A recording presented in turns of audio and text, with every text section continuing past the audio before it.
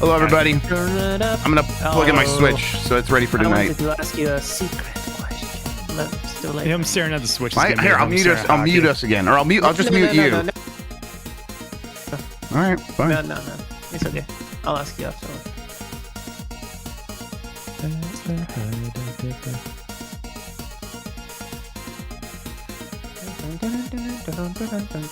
I think I don't want to play no Street Fighter no more. I've been losing every match since like 2 days ago. Oh no, that's all it took. Yeah, I was on Diamond 4. Now I'm on Diamond 2, almost Diamond 1. Wow, so it's only fun when you're winning. I get it. It's rough. Dang, that's a cool hoodie, Mike. I don't get super salty when I lose, but when I have I get depressed when I have like a really long streak. It's like, fuck, I am trash. I got really depressed. It's like, oh, I'm actually not that good. Fuck. Yeah, welcome to the club.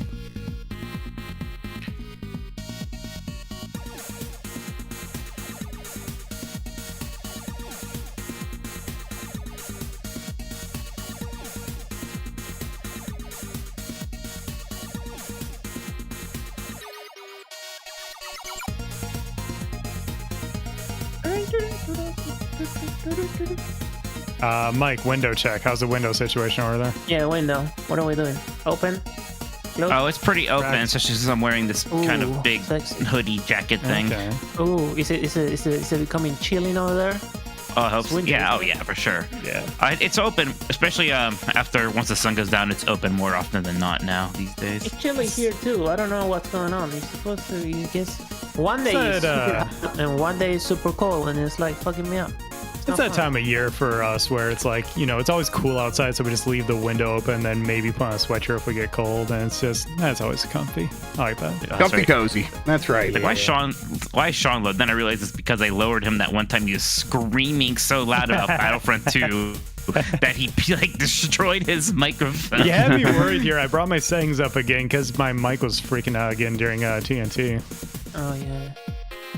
How'd that go, by the way? I kind of was like, I had it on, but couldn't hear it while I was doing my preview. I wish you were there, dog. Ooh, update. Yeah, that was a lot of fun. Yeah. Well, to do it again. That was always a good game. Yeah, it turns out it really was. When people talk about that game as if it was like Anthem or like a terminal cancer patient. That's how they talk about it. If I can vent for just a second, it is the stupidest fucking thing in the world to me when people are like, that game was bad because the battle pass was bad. I'm like, what are you talking about? Yeah. Like, that ruined the entire game. I get it. Like, it changes the gameplay? Like, yeah, the like, sure, pass whatever. should be better. You could criticize it, but like, man, well, the whole maybe game just is play garbage. The game. Yeah. Play the game. Yeah. And stop playing when you're done, but don't have to be like, well, I didn't play it for 10 years. The game is garbage. I don't know. Yeah, perspective. Like, I don't know. If I play any of my old shooters back in the day, I was like, oh, the game is bad because, like, getting cosmetics for free is a grind. I would have been like, well, just fucking, I don't care. Box ranch is the only thing you need to appease people from Cleveland. Maybe beer. Ranch dressing and beer. Yeah, ranch dressing will get you a long way. Long way. Okay, we're pretty close to getting ready to start, everybody. I just really wanted to make sure my Switch was good, and it is now. So I am going to save this Detroit Red Wing video for later. We do that real quick, and then let me check all the audio and stuff. Let me first get the chat up. We get tweets out? No, not yet, but I'll do that. I did, Sean. Proud of you. That was a good boy. Teacher's pet. Piece of shit. All right. Hey, the free episode of Columbros, episode 2 is out. If you want to listen to that, check it out. Yes, episode 3 will be coming to patrons soon. Yes, if not already. I don't know. Christian, did that go out already? Yet? Actually, I'm not sure. Christian's dead. I'm back. Sorry. Did Columbos 3 go out to patrons? Yeah. Excellent. Yes. I thought I saw that. Okay. Thank you so much. Yeah. Perfect. Dead weight. That's what I like to call Jeff around here. Dang, he is ass. Man, shit. I mean, he ain't wrong, but shit. Being war calls at 10 p.m. in the night is a fucking crime, and I want to kill somebody. That is a crime. Fuck now. Well, that would also be a crime. I'm so pissed off. Yeah, you can't kill people. No. Unless the government tells you to in a war or something. Okay, there's that. Okay, now let's test. That's the wrong one. Test 1, 2, 3, for 1, 2, 3. sure. That's definitely the wrong one. Yes, here we go. Decides. Mike. Okay, I'm ready to. Let me. That's very let me check low. That's pretty good. Okay. You guys heard it? No, you guys might not have heard it. Let me double check that. We heard it. Oh, you did? Okay. We heard it. We Yeah, heard look it. at that. It's routed correctly. Nice. Chat should have heard it. We should be good there. Oh, give me a second. 1 second. And then I will tweet right now, and then we'll get started, everybody. Yeah, it's just save. Let's see. We're good. We're good. I'm good. Bum, bum, bum, bum, bum, bum, bum, bum, bum, bum, bum, bum, bum, bum, bum, bum. Alan sticks with you. Yes. For my entire life.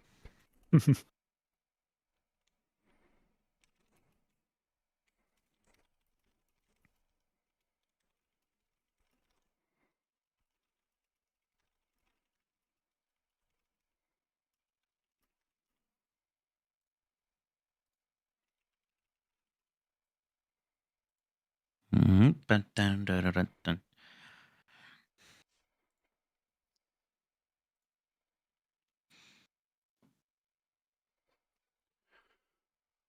Oh, Enjoying this silence. okay.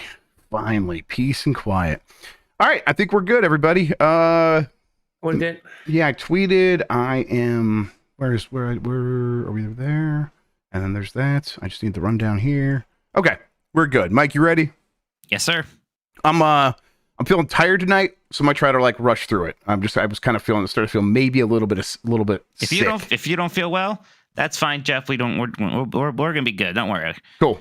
That sounds good. Just basically just carry me tonight is what I'm saying. This isn't like a doctor's note thing. I just want to get to Mario. This is gonna be so different from a usual podcast. All right. Well, on that note, let's get started. We're starting in 5, 4, 3.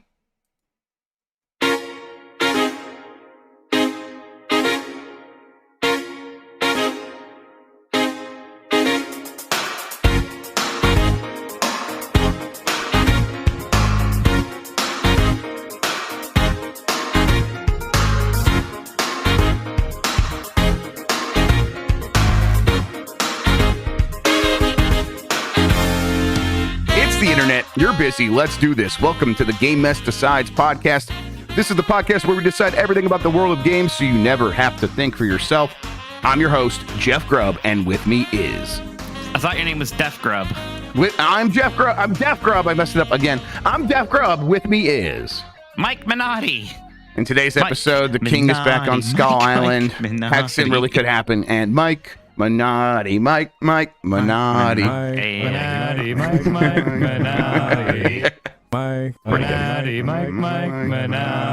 All right. Beautiful. It's beautiful. Mike, how are you doing? Oh, I'm good. I'm excited to play some video games this weekend. I wish I'm like so relatively close to beating Baldur's Gate 3. I wish I actually just did do that now, but that's fine. Can I ask how's Act 3 treated you in terms of tech issues and bugs? Because I heard pretty bad things early on. Seems like it's getting better, but you're in it. What's it like? Yeah, I don't know. I haven't had any major problems. It seems that's what I like to hear. That's what I figured. I remember hearing that. I remember hearing in general people thought like Act 1 was better than Act 2 or 3 in some ways. It's all been pretty steady for me. Good. Actually. Fantastic. That's what I like to hear. Yeah, I've been really enjoying, Act 3 is fun because I think everyone knows this, not a spoiler. Act 3 is the one in Baldur's Gate. So you are in like this city, which is kind of, it's pretty neat. It's very dense. A lot to do, but still pretty big also. Lots of things to do. Lots of loose ends I'm tying up. Bunch of spoiler bastards on this podcast. Can't believe you. Yeah, I know. I keep coming under fire for how much I spoil things. That's right. You never learn your lesson either. Mike, what do you spoil the Sandman? What's wrong with you? Hey, what's wrong with you? How dare you? You also been playing Spider-Man, right? Should we talk about that later? We'll talk about that later. I finally did spin up Spider-Man. That's not really a pun. You kind of spin web, I guess. I started Spider-Man. I guess it is a pun. You're right. You got there in the end. Not a great one. No. It's no chimpanzee targeting, but I tried. Right. Yeah. Listen, we can't all be as funny as Dan Reichert. Thanks, everybody, for joining us. You get more from Mike and me by joining the Discord at GameMess.net. Give us a good rating wherever you are listening and hit that like button on YouTube. It helps people find the show. Thanks to Carlos Ayin, who's Insane in the Rain Music on YouTube, for the use of our theme songs. Thanks to 1UP vs. CPU for our artwork. You find more of them over at oneupversuscpu.com. We are on Spotify, Google Podcasts, Apple Podcasts, and wherever pods are cut. Thank you to the mods, and support us by going to patreon.com/GameMess. Hit that thumbs up button. Hit it. Hit it. Mikey likes the thumbs. Please give him the thumbs. Going to patreon.com/GameMess gets you access to the private channels in our Discord, the monthly Q&A, participation in our monthly Game Club discussions, 1 month early access to new episodes of Game Mess Jeopardy and Columbros, and of course, all of our shows ad-free. And we just really appreciate the support. It means a lot. It's just been steady growth, and every time I usually get a notification when someone joins, and it just means the world. So thanks everybody for the support there. Mike, I got a bunch of big topics that I want to talk about you with. I'll talk about with you. No, I'll talk about you with. Why not? Let's do that. Talk about me to these topics? Yes, okay. Yes, exactly. Hope they have nice things to say about me. I doubt it. There's that bad King Kong game everyone's having fun with, and we watched Dan play some of that earlier this week. I'm glad bad games like this can still happen, and I'm like, it's also, I think, mostly fun when it's like everyone's like, no, this is the one we're all going to play and make fun of. I don't know, but how do these things keep happening? From Game Mill like puts out a lot of these. How do these things make money? I suppose this one might actually make money. Well, like obviously, like their Nickelodeon licensed stuff does, because Nickelodeon, King Kong doesn't seem like a super hot license at the moment. I mean, you have to imagine this game must almost be doing better now because it's a 2 out of 10 than if it was a 5 out of 10. Yeah, exactly. Yeah. Right, but I don't know. Everyone's kind of just having fun with it. It's not even as outrageous as the Gollum game, even though this game is worse than the Gollum game in a lot of ways. That it was like, how did this happen? This is a prestigious franchise, and they marketed this game. They were trying to hype this game up, right? This King Kong game, you're like, yeah, I can see how this can happen. It's real bad. It isn't that funny. Yep. They just kind of did the least amount of work on it, and you can really feel that in the game, and that is kind of funny once you start playing it. It's like, man, these cutscenes are absurd, and the game really has not much going on. Let's see, they did Goosebumps the game. Oh my god, that's in 2015. What's this Goosebumps doesn't go away. There's like a new Goosebumps show on Disney now. But kids can't actually. That's got to be for the adults at this point. Kids don't care about Goosebumps, right? Yeah, the movie seemed like it was for the older fans of the books from when like around our age. Yes, that was a while ago. Jack Black in it. Yeah, but now there's the Netflix Goosebumps show, and that's the same thing. Disney Plus. Oh, is it Disney Plus? How dare you take that away from Disney Plus? Right. I'm stolen valor. I'm sorry. I'm so sorry. How dare you misattribute content? Bob Iger, I apologize, and I won't do it again. That's my official apology. Yeah, I don't know. I look at these games, I'm like, oh man, what is this? Hidden Mysteries Titanic?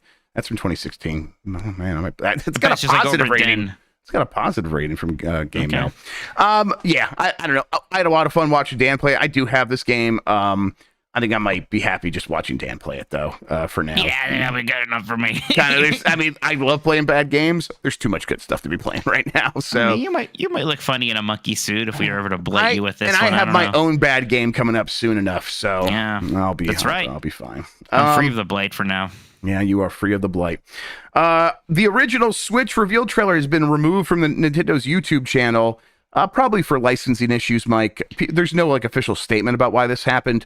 It does use some music, and apparently there's some issues with the music. I can't even remember exactly what the details were. I think it was something along the lines of the people who the record label got bought or sold or something like that, and now the rights for that song aren't exactly clear, like who holds them, and so people are speculating Nintendo's just being safe there and pulling the thing down. But if you want to be conspiratorial. And I don't know if you want to be, Mike. Maybe this is a sign that they don't want confusion for a Switch reveal, for a Switch 2 reveal. That's what some people are going to. I don't really buy into that. Yeah. But hey, who knows? That seems like quite a stretch there, Jeff. Yeah. I don't think it's impossible. I don't think it's impossible that's what's happening. I just think it's a very small possibility. It's a small look. A Switch 2 is going to get announced at some point. Anyway, especially once we're on the other side of Mario Wonder releasing, right? For sure. Especially once we're on the other side of the holidays, honestly. Mm-hmm. Most likely. Maybe even Game Awards. Game Awards is the earliest, I can imagine. I could see that. Even that. Well, I mean, if it's at the Game Awards, I could see them teasing it in some video before that and then having some bigger thing at the Game Awards. But I suppose the teaser makes the most sense at the Game Awards. That's probably, You're probably right.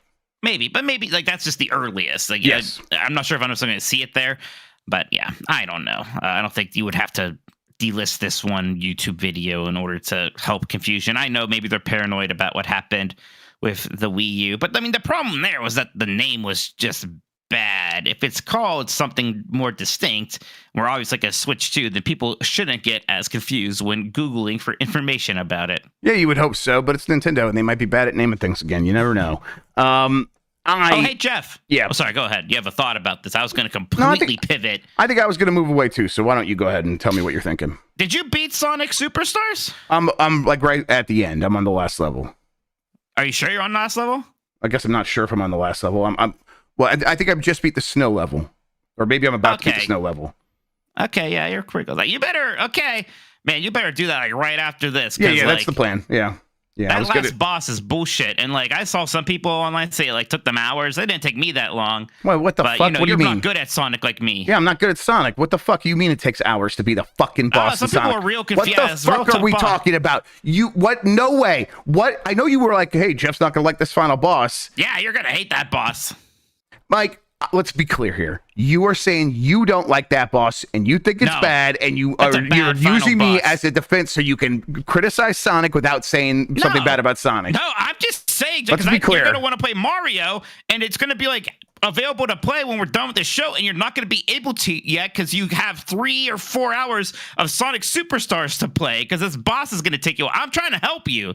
All right, well, give me the pro tips then. Okay, I don't want to give them right now. There might be spoilers. I don't want to give away the strategy to the final boss of Sonic Superstars. Stupid stars is what I think I just said. All the bosses in that game are pretty bad. They're real bad. They are they're actually all bad. Some of them are real bad. I don't know what they're thinking there, but yeah, I don't know if they were thinking. It's Sandman, Mikey O'Leary. It's Sandman. Is that the spoiler people are upset about? If people are upset about Sandman, I'm actually going to find them and beat them up. If that's the one they're actually mad about, because nobody was mad about it. It's just somebody said like, "Oh, I didn't know Sandman was on the video game." Okay. A lot of people were mad about Jeff and spoilers, to be clear. Yes, a lot of people were mad about the stats. So whatever, they're going to play that game and realize again that's not really any of the spoilers. All right, let's keep going through this news. PS5 Slim's release date and a Spider-Man 2 bundle may have seemingly leaked. PlayStation 5 Slim is going to be released in November. Now it's like looking at it's going to be, I think it's November 8th. I actually fucking didn't write the date down here. What good am I? But November, I think it's November 8th for a Spider-Man 2 bundle with the PlayStation 5 Slim systems. And that would be $560, essentially, with the disc version. Then apparently 2 days later, the PlayStation 5 Slim without a game bundled in, is going to release at that point. At least that's the dates according to Bill Coon, who's a very Bill Coon? Bill Coon, the reliable leaker, Mike. But what do you have to say about Bill Coon? Nothing. It's an interesting name. Yeah. It's at this point I'm like, that's a normal name. I've read it a bunch of times. Yeah. Well, it's okay, but yeah, sure. BBC. Yeah, we know what's on Mikey's mind.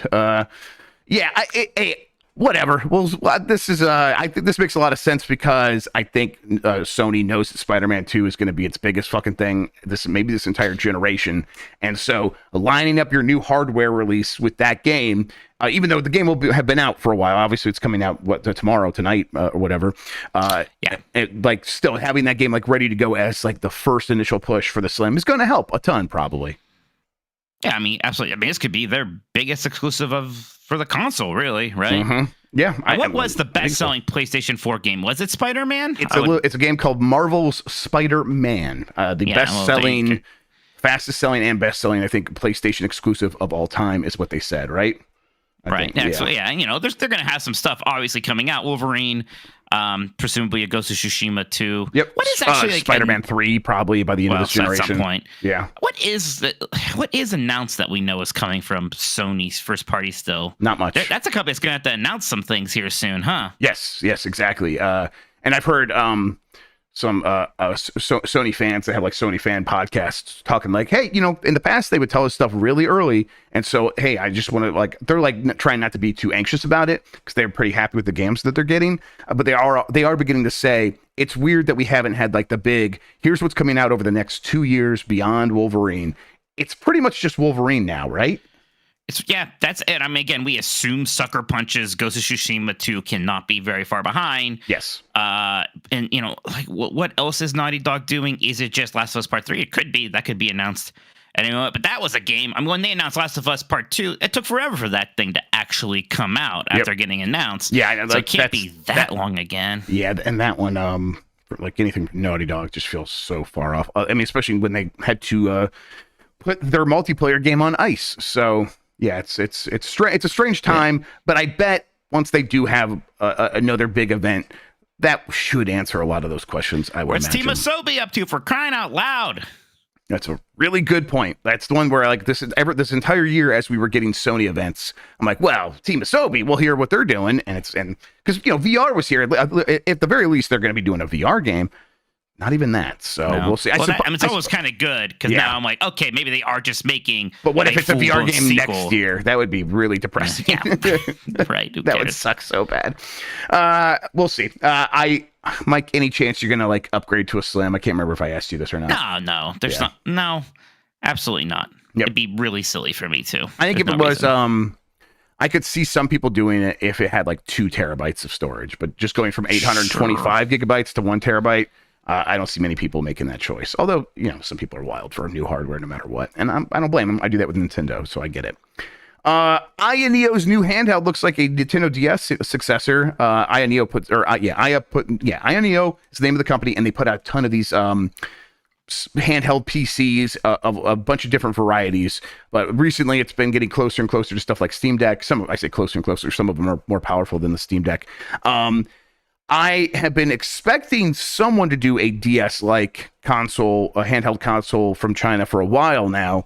Ioneo being the one to do it is a little bit surprising, but I'm all in favor of this. I guess I'll have to see how much it's going to cost. It does use an AMD Ryzen 7 7840U chip, which means it's probably going to be $700-ish in that range. That's pretty expensive for a machine that I basically want to emulate DS and 3DS games on. I can just go buy a 3DS. And I have those ready to go, and they are they're modded. So I do think this is a cool thing, but it's not exactly something I need. Although once it's in front of me, and once I see the specs, and once I see how well games run, and maybe it's like super comfortable and all this stuff. I don't know. Something about a clamshell design always does appeal to me the most, ever since the Game Boy Advance SP. But mostly it's just like, okay, I'm glad we're getting this, because I might encourage. What happens is with these Chinese companies, a lot of times one company does it, then the rest sort of find their way to do it as well. Now. And I'm like, okay, so I'm hopeful that we'll get a lot of companies trying to do that, and I hope they get the hinge right. That's the one thing that never actually is high quality. So we'll see. Moving right along, Phil Spencer is all in if teams want to revisit classic Xbox and Activision franchises. He basically there was a podcast over at Microsoft, their PR team, and he basically said, hey, if we can find the teams, we'll do a couple of these per year. And by these, he means games like Heretic and Hexen and things along those lines, where it's like, yeah, we think with Game Pass, we can make all of those make sense. So he's kind of making a small little promise, not exactly an explicit promise, and it is just a couple of games per year.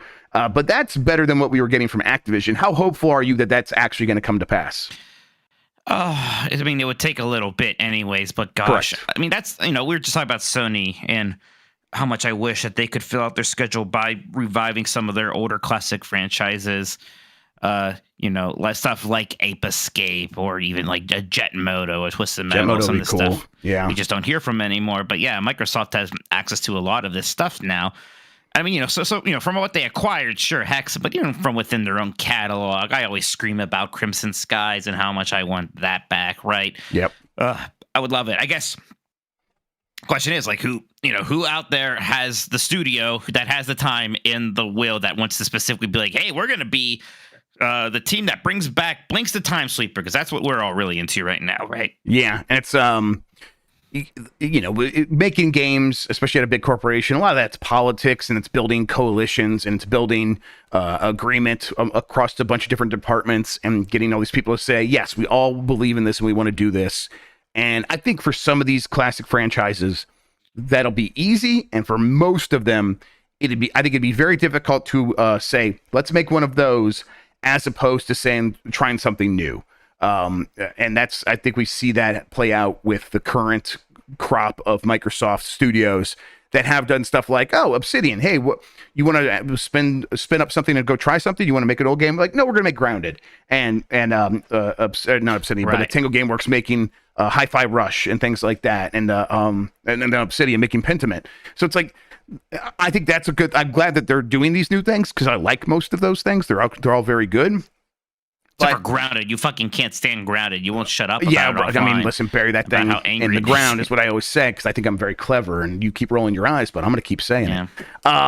This is the kind of thing where I could see it's just that opportunity cost, and I think a lot of these studios are going to be like, hey, we would rather do something new because that excites us more, and we do have that freedom. So I think unless Phil takes a little bit more of a take charge attitude about some of these classic franchises, most of them are probably going to still remain dormant, and that's not too surprising to me. I don't know. How about you? No, and I was joking, but what do you think is the assessment on Grounded? You think that was I would say a waste of time, but no. I mean, there's a pretty. I thought there was a surprisingly big community behind it.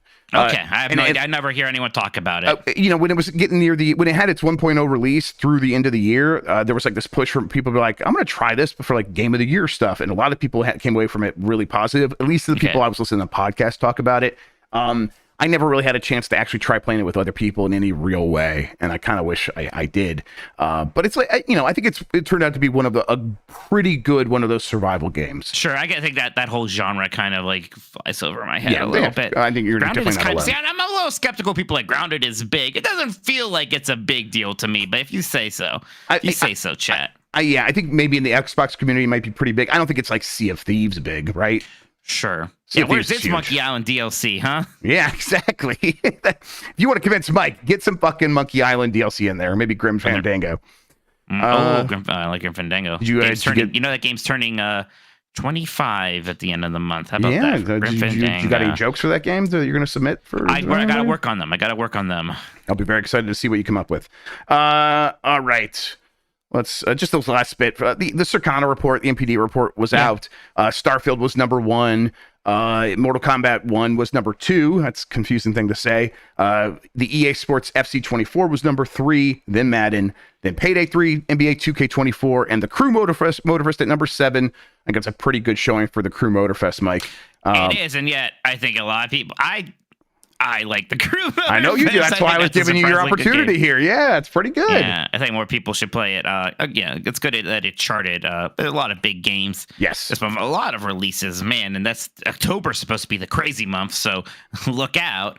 Yeah. Hey, that's pretty good for Starfield, right? A game that is only on PC and Xbox, is not on PlayStation, and also is on Game Pass anyway.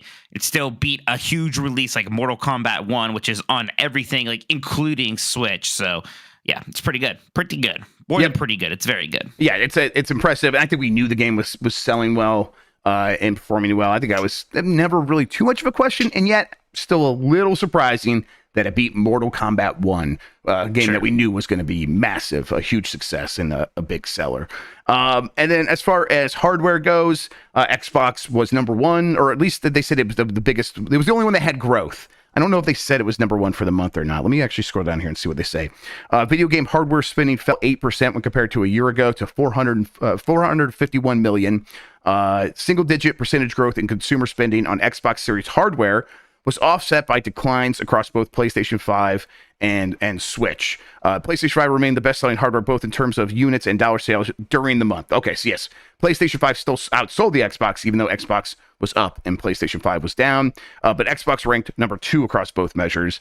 That still sounds right, because for Starfield, like we know, hey, that's the one that's going to move Xboxes, right? Well, it performed, at least in terms of sales, and that's not too surprising, better on PC than it did on Xbox, because I think so many people are just waiting for the Game Pass version.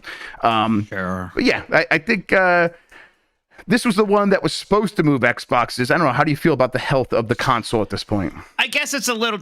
I don't know if distressing is too much, but yeah, because this was basically their biggest shot at one of their games being a console seller, right? Definitely, yes, up until this point, by far. Yeah, and who knows what's going to do that again. So if this month they can't beat PlayStation 5. Maybe they never do. Maybe that's fine. Maybe you don't ever need to beat PlayStation 5. But it does kind of feel like, you didn't do it this month. I don't know if you ever are going to. You certainly aren't going to next month when Spider-Man comes out. Yep, and I don't know. Now that this Activision deal is closed, it feels like their overall ecosystem of selling games and microtransactions and being on mobile is healthier than ever. And so I think that dampens any real concern about what the Xbox hardware is doing, because there's so many ways to get into this Xbox world now. And yet, still, I think I was expecting a little bit better of a showing from the Xbox for on the back of Starfield, at the very least. Yeah. Just with the software, it is interesting to see some games still holding pretty well. Yeah. Armored Core 6 went from 2 to 8. That's behind a lot really of good new for releases. That game. Yeah. Even Jedi Survivor from 12 to 11. Resident Evil 4 went from 27 to 12. I'm guessing a lot of people got back there because of or picked it up finally because Separate Ways came out. So yeah, it's like a lot of the games that were supposed to be big games are continuing to do. Look at that, Sea of Thieves from 34 to 19. See, that's what Monkey Island does for your game. Not wrong. Get it? It actually makes me feel pretty happy that Monkey Island actually had an impact on Sea of Stars sales. Cool. Sea of Thieves, but yeah. Sea of Stars, what? That one too. Yeah.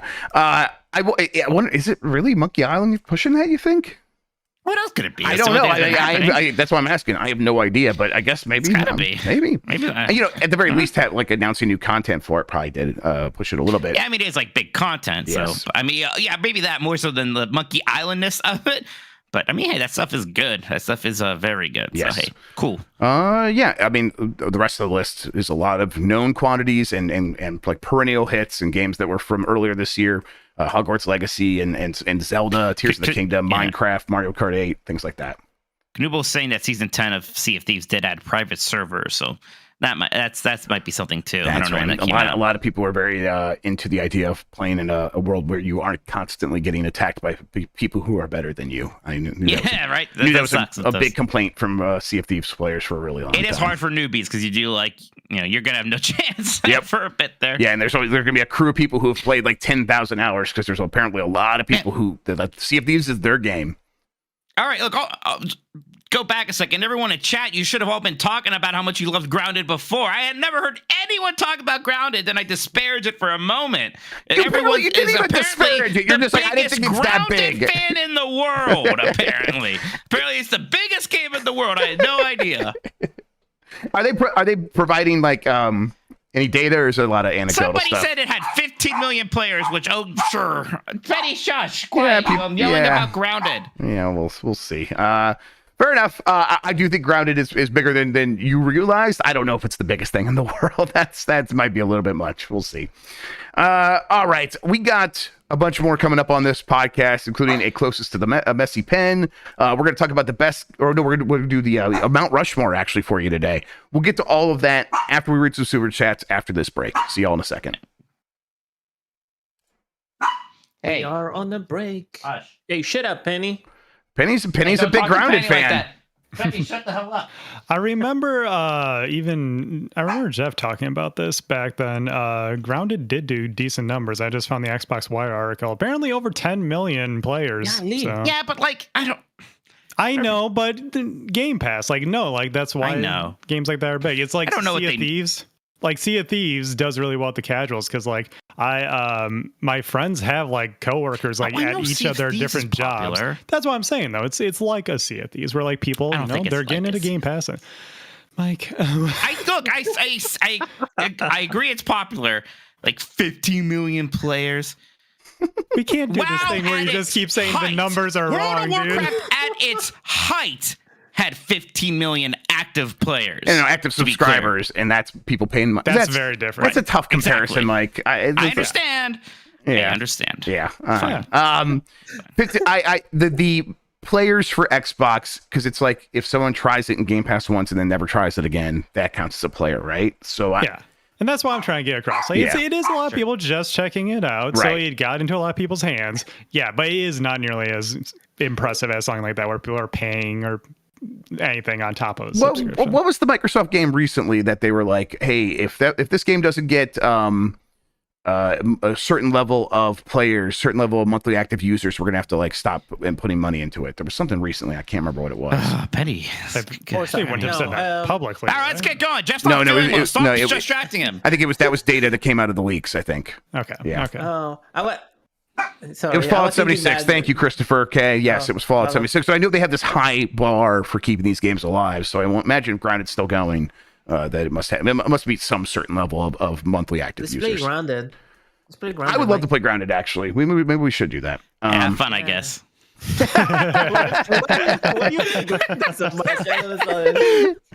right, get their ass back. I feel like that game has the same graphics as Grabbed by the Ghoulies. I don't know. It's just not for me. Mike's such a snob. Am I right, guys? Let's bring it back. Let's bring it back. Yeah. We're back, and I don't know if you're listening to the podcast version. Let's stick around to the end of the show. There's a bunch of bullshit during the break you're going to want to hear. Mike, read some super chats for me, please. Okay, Ariel Delgado says, watch Terminal Montage Buck Bumble. You're welcome. All right. Don't know what that is. Is Terminal Montage a YouTuber or something? I don't know, but I'll fucking watch it. I don't know. I'll do anything involving Buck Bumble. YouTube animations. Okay. Oh, okay. AJ says, Happy Web and Wonder Day. Wow, 2 W's. I like it. WW3. Darachi just says, Mario. I agree. Okay, we're safe. We're safe now, Jeff. My God, I just can't believe how much faith in humanity I've lost over the mainline Mario debates. Yes. Like, I can't believe that my old thing used to be, I can't believe some people think Yoshi's Island is mainline, and we are so far removed from that feel like being a problem. That's so quaint that was so what's quaint. the argument. Yep. Right. And like, people like come at me with their weird semantics. So I'm like, it's a game where Mario's not the main character. They're like, well, if you think about it this way, like, okay, whatever. But man, the fact that, damn, but like some people defend them, like, you ask them to explain like their logic. Like, what's that term for like putting things into? I see evidence that the world is round. I'm not believing a damn thing. Yeah, exactly. And you ask Dan to explain it, and there is no explanation. He never actually explains his logic. No, it just feels right to him. It just feels right. Exactly. That's 100% what it is. That Mario Wonder isn't a mainline Mario game somehow. I do like we haven't asked this, and I'm sure there's no answer to this either. To what end? To what end are you excluding these games from this mainline Mario category? Why do you feel the need to do that? I know. We had to take a break, but maybe not even the next Play Club, because I'm worried. I'm worried it's too much for some people. Definitely. We have to get to the bottom of it, because there's, by his logic, why is Mario 64 a mainline Mario game then? Because they changed the name completely, and it doesn't even play like the previous ones, right? So I don't know, but I can't help anymore. Just, you're here. It's a safe space. We mostly agree on this. We're okay. Yep. I just need to be surrounded by sanity. Yep. Excuse me for a second. It's rough out there when we talk about it now. It's tough. It's real. It's real. But Kit was like, Brian from Game Informer tweeted about this. I forget which one he asked. Yoshi's Island. He asked about that. He did the poll, and Kit was like, I can't do this again. And then I had to explain to him that I have to deal with Dan, and it's so much worse. It's so much worse. You think that's bad? Again, yeah. I used to think that used to get to me, the Yoshi's Island thing. And now I mostly be like, look, you can have it. You can have Yoshi's Island's mainline, but you've got to say that Super Mario 3D World is mainline. What are we talking about? Yep. Craziness. All right. Mikey O'Leary says, while crawling and seeing The Nightmare Before Christmas at a theater in 3D, a good weekend ahead of me. Ooh, I saw Night Before Christmas in 3D at a theater quite a while, like before Avatar. It was it was early in that wave of 3D, and it was one of the first films that got a good 3D conversion. It's very well done. It's really fun seeing the movie that way. So you're going to have a good time. That's a good movie to see this time of year. Oh, yeah. I probably like to watch that if I can, maybe Halloween night or the day after Halloween, right? Sure. It's kind of a good transition. That's a good time for that. I have kids, so I watch it pretty much every day. Yeah, kids really like that. You would think that would be kind of scary. No. Little kids love The Nightmare Before Christmas. Addie, when she was 2, couldn't get enough of it. Addie, when she was 3, was petrified of it. Like, we had a Sally doll that we got for her because she loved Sally so much when she was 2, and then her entire year being 3 and kind of going into 4 a little bit, if she saw that, she'd have to fucking leave the house screaming in terror from seeing the Sally doll. And now she's back 100% back on that movie, on Jack, on Sally. She's all into it. Incredible. Grug says making his kids beat Sonic Superstars for him made Jeff sick. Also, why isn't Dan playing a Blake game next? He only played one game. Love the show. Grug has a good point. I know he does, and I agree, but I know that that's a losing battle, so I'm not even going to really try. We're not. There's no way. Okay, Sonic was really long, and I think that's a fair argument to the point where I've accepted it. It was only long because he was bad at it, though. Oh, yeah, for sure. Absolutely. But hey, it is what it is, and I like playing the Blake Club games, or at least I like the idea. And then once I start playing them, we'll see what happens. It can be surprisingly fun-ish for the first 10 minutes. Exactly. Burrito says, "Salute your major. Up, Lieutenant Tokoto on deck." Thank you, Burrito. Major Mitch. Oh yeah, Sumi Mech says, spending real money to show that the love for Grounded is real. I believe you, Mex. Thank you very much. You should all say something about it. I had no idea. They just assumed you were cool and knew. B. Travis says, have either of you seen Suika game / Watermelon game on Switch? Japanese fruit matching game that's getting big for streamers. Japanese store only. Fruit. Okay, I'll try it. Why is it pop? Are there boobs in it? But if it's popular for streamers, probably not, right? Let's see, Suika. Well, I mean, I'm not saying nipples, Jeff. I'm saying boobs. You know. Oh, I listen. I just can't have one without the other. Like you know me. Yeah, no, it's just cute fruit. Okay. Hey, fruit kind of looks like boobs. This reminds me of that game. There's another game like this. Fruit is not like boobs. Don't ruin boobs like that. How dare you? Al Grug says, Grounded for the Game Pass Hall of Fame, I guess. Oh, yeah, we haven't done that in a while. Yeah, we'll do a Hall of Fame here before the end of the month. That. Yep, definitely. I don't know my voice. Kind of like that. He's like, oh, yeah. Question mark 1910 says, Mike not believing Grounded is successful is on the same level of stubborn belief as Dan saying Super Mario Bros. Wonder is not mainline. It's exactly the same. What's wrong with you, Mike? No, it's not. I believe it's successful. I believe it. I don't believe that it's... Now people are fucking with you. I don't believe that they're going into meetings at Xbox be like, that Grounded money just keeps coming in. We're riding high.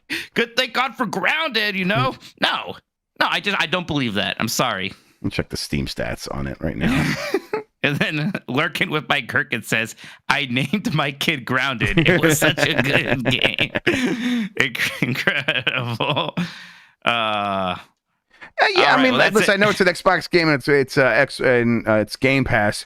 Its all-time peak on Steam was 32,000, and its like daily peak is around 5,000 to 8,000. That's pretty okay for one. Players? Yeah, players, concurrent players. That's pretty good. That's pretty good.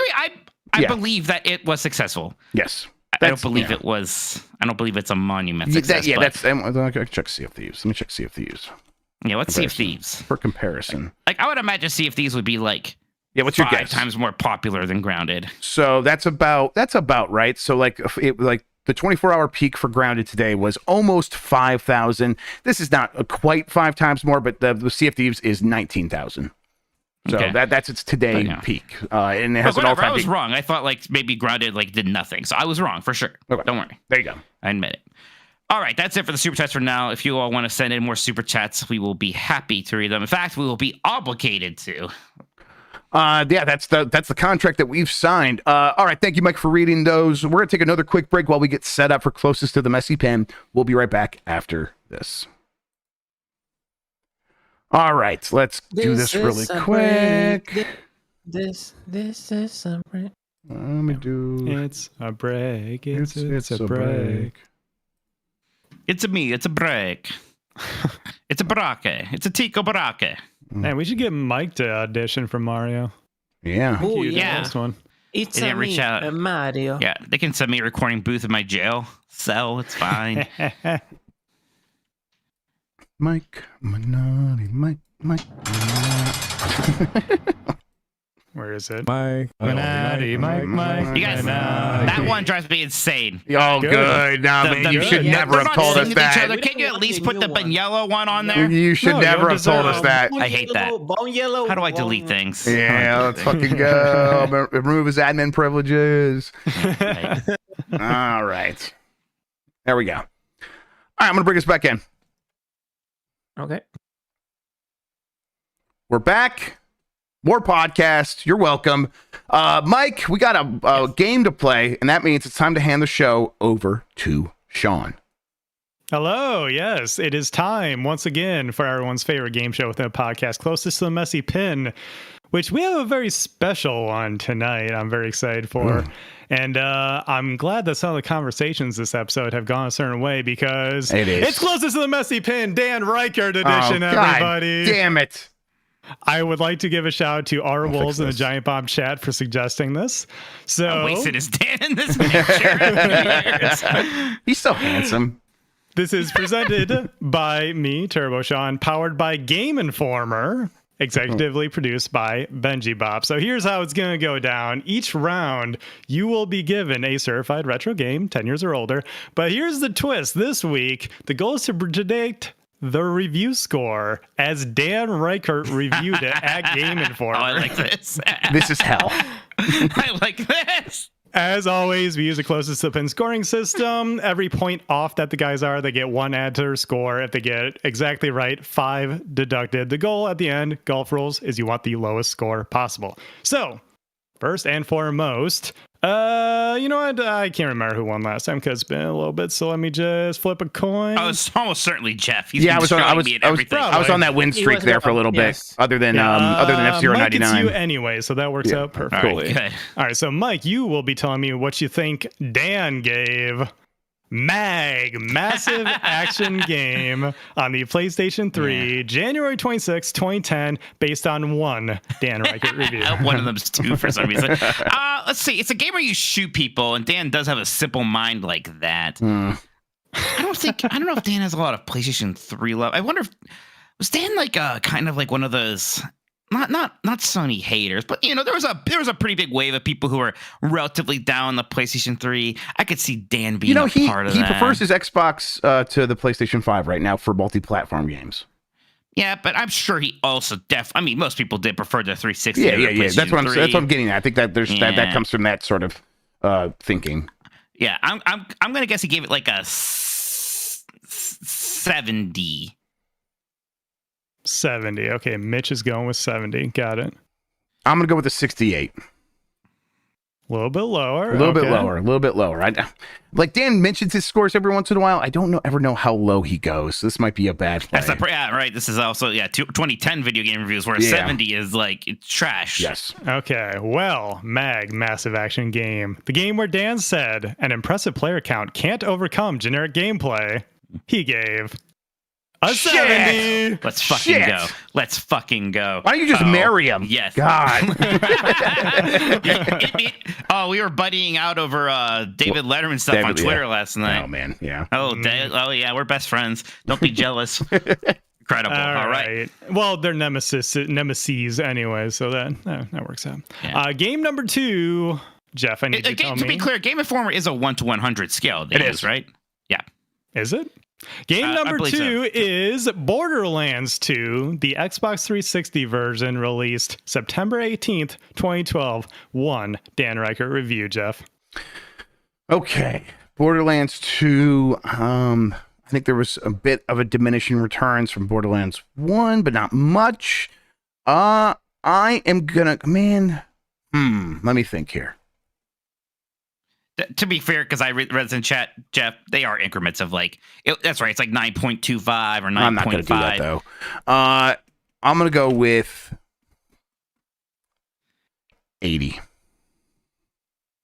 80 on the dot. Okay. Yeah. Mike? I bet he liked Borderlands 2. I bet he would have thought it was pretty funny. I am going to say a 90. 90. Okay. That was a good game, too. This is actually a good game. Borderlands 2, of which Dan called a genre-blending triumph. Oh, man. He gave a 98. Holy shit. When converted. See? Man. Come on. That has Dan written all over it. Yeah, funny, because he hates that internet humor. I figured he would have hated it. Well, he does now, because, that was a pioneer in internet humor. We all laughed at that horse named the Butthole or whatever. Back in the day, when we were all a lot less mature. There was a game. That game got a lot of reviews like that. Nobody today's like, that's one of the best games of all time. Yeah, right? definitely not. Everyone loved it at the time, absolutely. Yep. And it's still good, but it is also of its time in some ways. Definitely. All right, game number 3, Mikey. Donkey Kong Country Returns on the Wii, November 21st, 2010. 1 Dan Reichert review. I'm trying to think if Dan's a Donkey Kong Country guy. He's a Nintendo guy, and a lot of people were real excited about this. I bet he did like it. I am going to say but he's weird about games getting 2D again. No, I bet he gave it a 90. This one a 90. 90. Okay.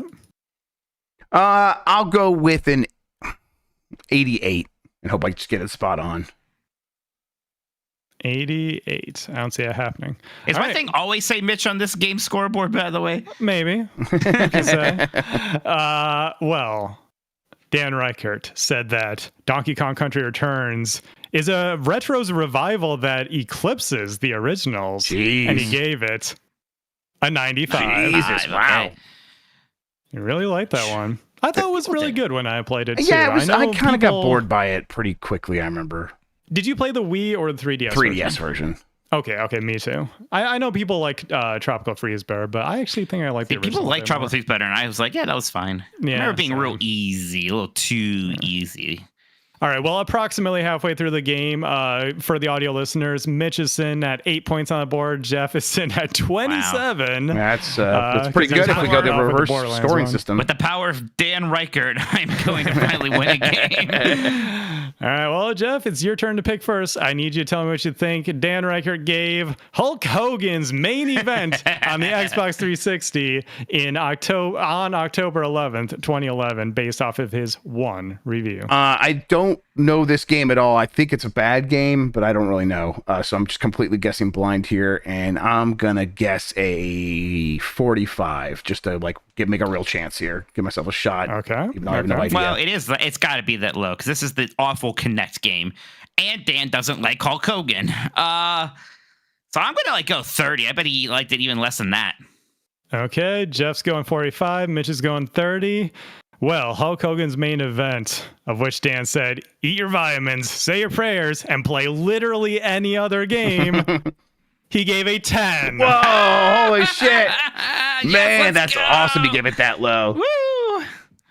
Props for using the full spectrum of the grading system, that rules. Dan. All right. You think he still has his Kinect? Yes, he does. Oh, absolutely. Imagine how upset it'd be if we made him dress like Hulk Hogan. Maybe problematic. Friendship would be over at that point, I think, Mike. All right, well, coming into... Slim 62 over here. Slim 62 on Jeff's side, that's right. Going into the final game, Mike, it's your pick for Dead or Alive Paradise on the PlayStation Portable, March 30th, 2010. Yeah, Dan is not a pervert at all. I got to say that about him. He is not swayed by the bikinis. You know, like how I actually kind of really liked Dead or Alive Extreme Beach Volleyball. He wouldn't fall for it. No, he was probably not impressed. He probably gave it a 55. I am 40 away, so I don't really have a chance no matter what here. So I guess I'll have to go with a, let's see, let's actually do the math here.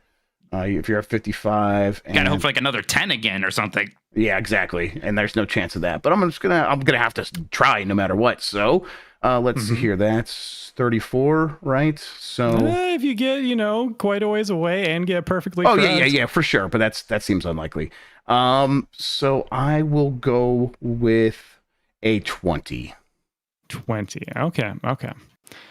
Well, Dead or Alive Paradise, a game I didn't know existed. I know about Dead or Alive games because I'm a fighting game guy. I knew about the extreme stuff because it's, it's a pervy haha joke. I had no idea this game existed, actually. And I looked into it. Apparently, this is the game that moved it all into the ultra pervy territory. Dan Reichert called it, or said of it, creepiness abounds in gaming equivalent of softcore porn, which, not wrong. And he probably loved it. Dan? He gave it a 40. Yep. That's fine. That is actually probably right around where I would have guessed if I had any chance of getting closer. Which means that Mitch wins 43 to Jeff's 82. I'm Dan's Neither best of friend. you. Dan Reichert 2 over here. Before Get destroyed. Before we go, yeah, I'm I think a I'm little okay. miffed that Mike figured it out, but yes, Game Informer uses a 40-point scale, and so we had to editorialize a little bit. Don't give Dan any shit on some of these scores, but we had to convert some scores and whatnot to make this all work. Okay, but very cool. Once again, thanks to R Wolves for the idea, and thanks to Bob for working with me to put this one together. All right, that feels good. Congratulations, Mike. Thank you. We had a couple of those. You got that first one spot on, and then you got all of the ones you were like pretty close in those first 3 ones, and then the wild ones you did really well on. Sure, those. like I knew he didn't like Hulk Hogan. Didn't know he gave it a 10. Exactly. Yes, I was spiritually correct, but just, exactly. Yeah. So that was a lot of fun. Thank you guys for that. That's very cool. We will keep going here. What do we got? We're gonna do Mount Rushmore video game villains. Yeah. All right. So you know what? Let's get set up for that by fixing this. We'll be right back one more time. See y'all very soon. Okay. All right. Let me just. I think I just fix this real quick. That's right, brother. He was on. Is this the least flattering picture of Dan possible? He was on Gremlins. Dan uses I it all the like it. time. I think it's funny. Yeah.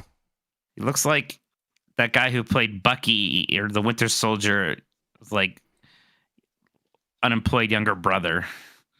Oh, that took a left turn. I wasn't expecting that. Okay. Like I said it. Okay. Bailey just tweeted that Player 2 like shirt from Nintendo World with Luigi and called it a cuck shirt. I'm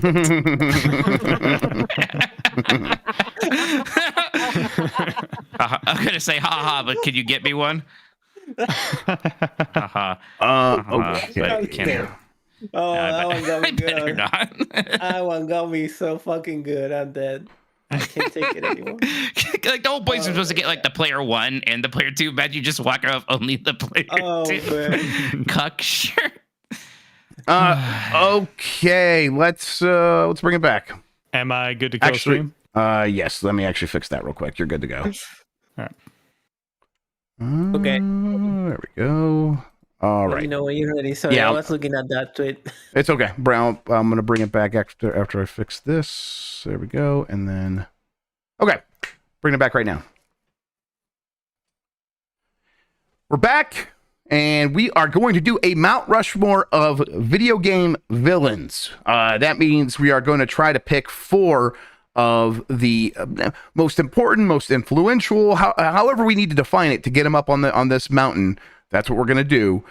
We considered a top 10, but I don't. For some reason, Mount Rushmore just makes more sense for me for something like this, where it's like I don't want to have to like decide. Oh, this one's slightly better than that one for number 7 and number 8. That's silly to me. I think let's just. I guess I'm just 4. worried there might be like 3 obvious ones, and then fighting for last place. Maybe not. We'll see. Maybe, we'll see what happens. We'll see what happens. And we always can reserve the right if we like in the middle of it. We want to change it to a top 10. Whatever, we'll do that. Okay, Mikey, who do you got for video game villains? Yeah, I think we should probably include that Bowser fella. Yeah, Bowser seems pretty likely. I almost would consider him a George Washington-like figure. Yeah, of course. Absolutely the George Washington. Like, what were famous video game villains before this? A ghost from Pac-Man? Yeah. Blinky, cool. Right? Yeah. And Donkey Kong, but like then Donkey Kong works better Invader. as a hero than a villain, Definitely. to be honest. Yeah. Bowser's very malleable, right? You could make him actually threatening if you want to. You can have him just be a goober. You can even have him be a sort of like uneasy ally in ways that is a lot of fun. The characterization of Bowser has only gotten better throughout the years. He was a highlight of the movie, in part because of Jack Black, but in part because that is just actually kind of a fun character. Yeah, I agree. I think that I don't know, just something. It's always fun. They always find a way to make Bowser fun. And I think he's just iconic, and there's a reason they keep using him. It's because he works, and they didn't really kind of get anything wrong with him, so they can keep going back to that well over and over again, and it's always just fine. I think the one I want to throw out there, because you're right, like we might end up with just like 4 that are obvious, but I think I want to throw this one out there early. Albert Wesker, I think, is a pretty I don't know. He's the guy I think of as like when I'm like trying to think of a human villain. He's the one that comes to mind first for me, even though there's a couple others from RPGs that I think might rank up there even higher. But for me, Albert Wesker definitely is someone who's in play here. Okay, so I've been very into Resident Evil lately. My problem with Wesker is that he is not scary at all. Sure. Even to a coward like me. He's a goober. Yes, he's a goober. 100% he's a goober. And in Resident Evil 5, he just becomes Agent Smith for some reason. Well, because they just watched The Matrix. Yeah, they watched The Matrix like 10 years after it came out, and then we're doing an exact copy of that. Yep. I might fight a little. I don't know. We'll see. I get it for sure. It's a big name. For me, video game villain, being a goober is a big part of that, I think. Something about that is like, because Resident Evil, a lot of it is scary, but a lot of it's hokey and cheesy. It is. And You're right. And the fact that Albert Wesker always showing up is always going to get a pop. I don't know. I think he fits in well here. I don't know if he's going to fit in well enough to stick around. But he's worth consideration. He's definitely sure. He's definitely in the mix, I would say. All right, what do you got? I'm almost like want to talk this one out more than put it in because like Sephiroth seems obvious and almost similar to Wesker. I have issues with Sephiroth, but from a Mount Rushmore perspective, maybe I've said this before, and I get some pushback, but I still believe this. Sephiroth kind of makes Final Fantasy VII a worse game. Like, it starts off as focusing very heavily on the eco-terrorism and, like, the anti-corporation side of things. And then once Sephiroth gets more and more involved, it becomes more, Sephiroth's going to destroy the world because he's very evil, so we should stop him. So he's very iconic, and obviously, like, the design is great. There's a lot of, like, really very memorable, incredible theme song. But as a character, I'm sometimes like, it's like, I get why this is popular. He's kind of like the Spawn of video game villains. I agree. This is a crime. I think that, I mean, but hang on, just for 1 second. Yeah, there they go. There's two people who are on this podcast want to say Sephiroth is literally the like anti like eco-terrorism. Like he flips it on them because his whole goal is to consume the planet for his alien mother thing. So the eco-terrorists have to flip it around like, oh shit, we actually have to save the planet instead. Yeah, and that wasn't nearly as interesting as them actually having to fight against actual problems that we might encounter as humans.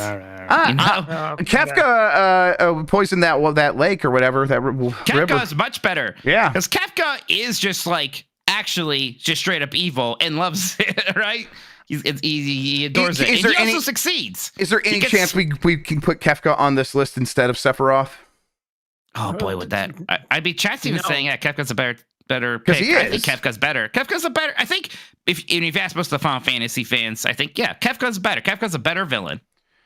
Is he Sephiroth going from the hero of the fucking entire world to be like the guy who's gonna destroy it? You guys are using up your chances to interrupt this podcast, so use them wisely. All right. Okay, but like that's like Sephiroth is like is a cool character from like being like the best soldier of them all to becoming like this fucking end of world. So because he was a good guy, he turned heel. Yeah. Yes. I think that's a cool like. We ain't win this one, Christian. Okay. I agree, Sean, with what you said in chat. For Mount Rushmore specifically, that does make me. We get Sephiroth for Mount Rushmore. That's the only reason that I think that he would be the final. I mean, only one of them was an Air Guy's God Bless the Ring or whatever. The true sign of the most maniacal of villains, yes. Most iconic game with only the most iconic characters. But part of me wants to just say, fuck it, it's our list, and we can put Kefka up there instead. Yeah, because Kefka's way better. I mean, I'm just going to put both up there, and we can... Put them both for now. And then we can see. Sephiroth and they want the compromise by having nobody get what they want. Maybe. We'll see. Okay, let's see here. I mean, Ganondorf probably does need to also be considered. Again, I'll just put Ganon.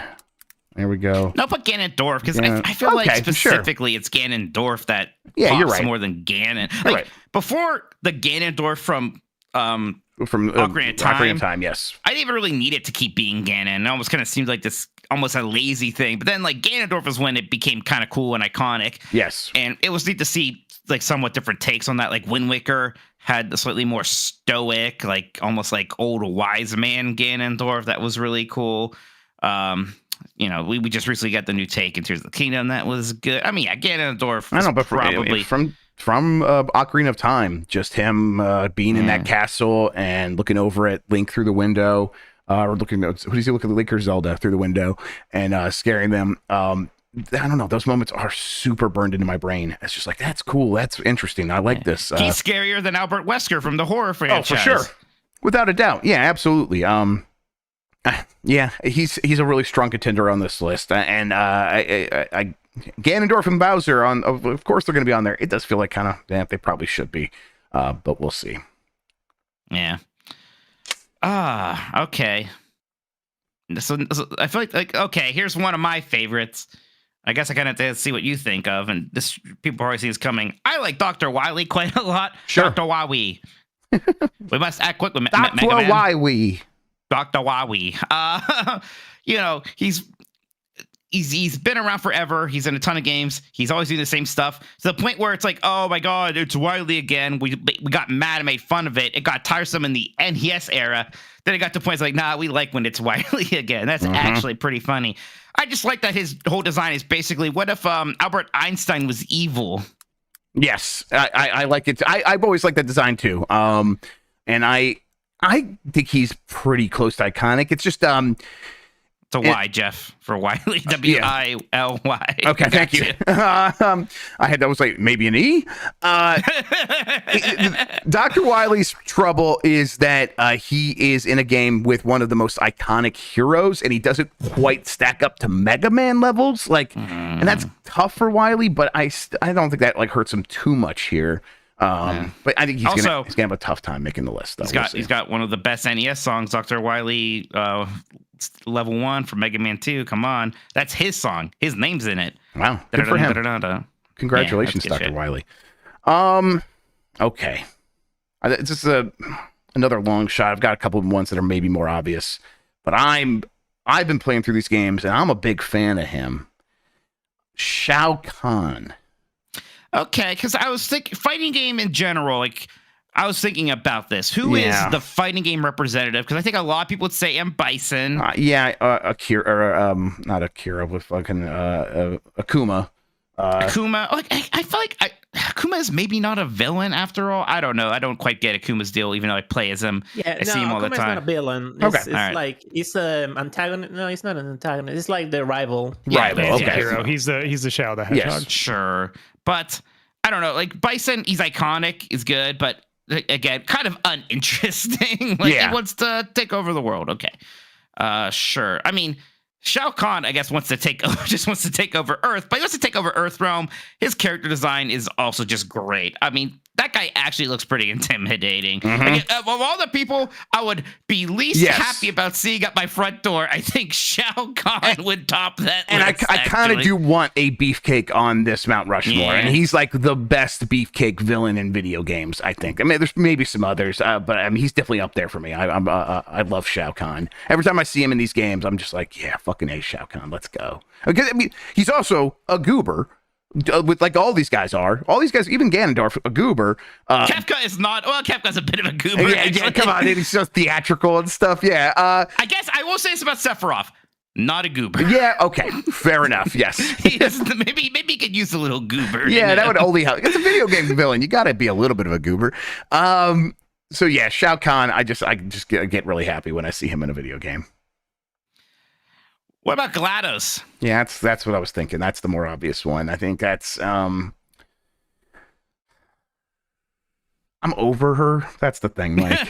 You heard one too many cake is a lie jokes. Yeah, a little bit. Yeah, and like I think it's maybe one note. The jokes are one note. Listen, the writing for GLaDOS was very, very good. It really was. It was so good that it did become really memeified, and that does contribute to me getting a little bit tired of her.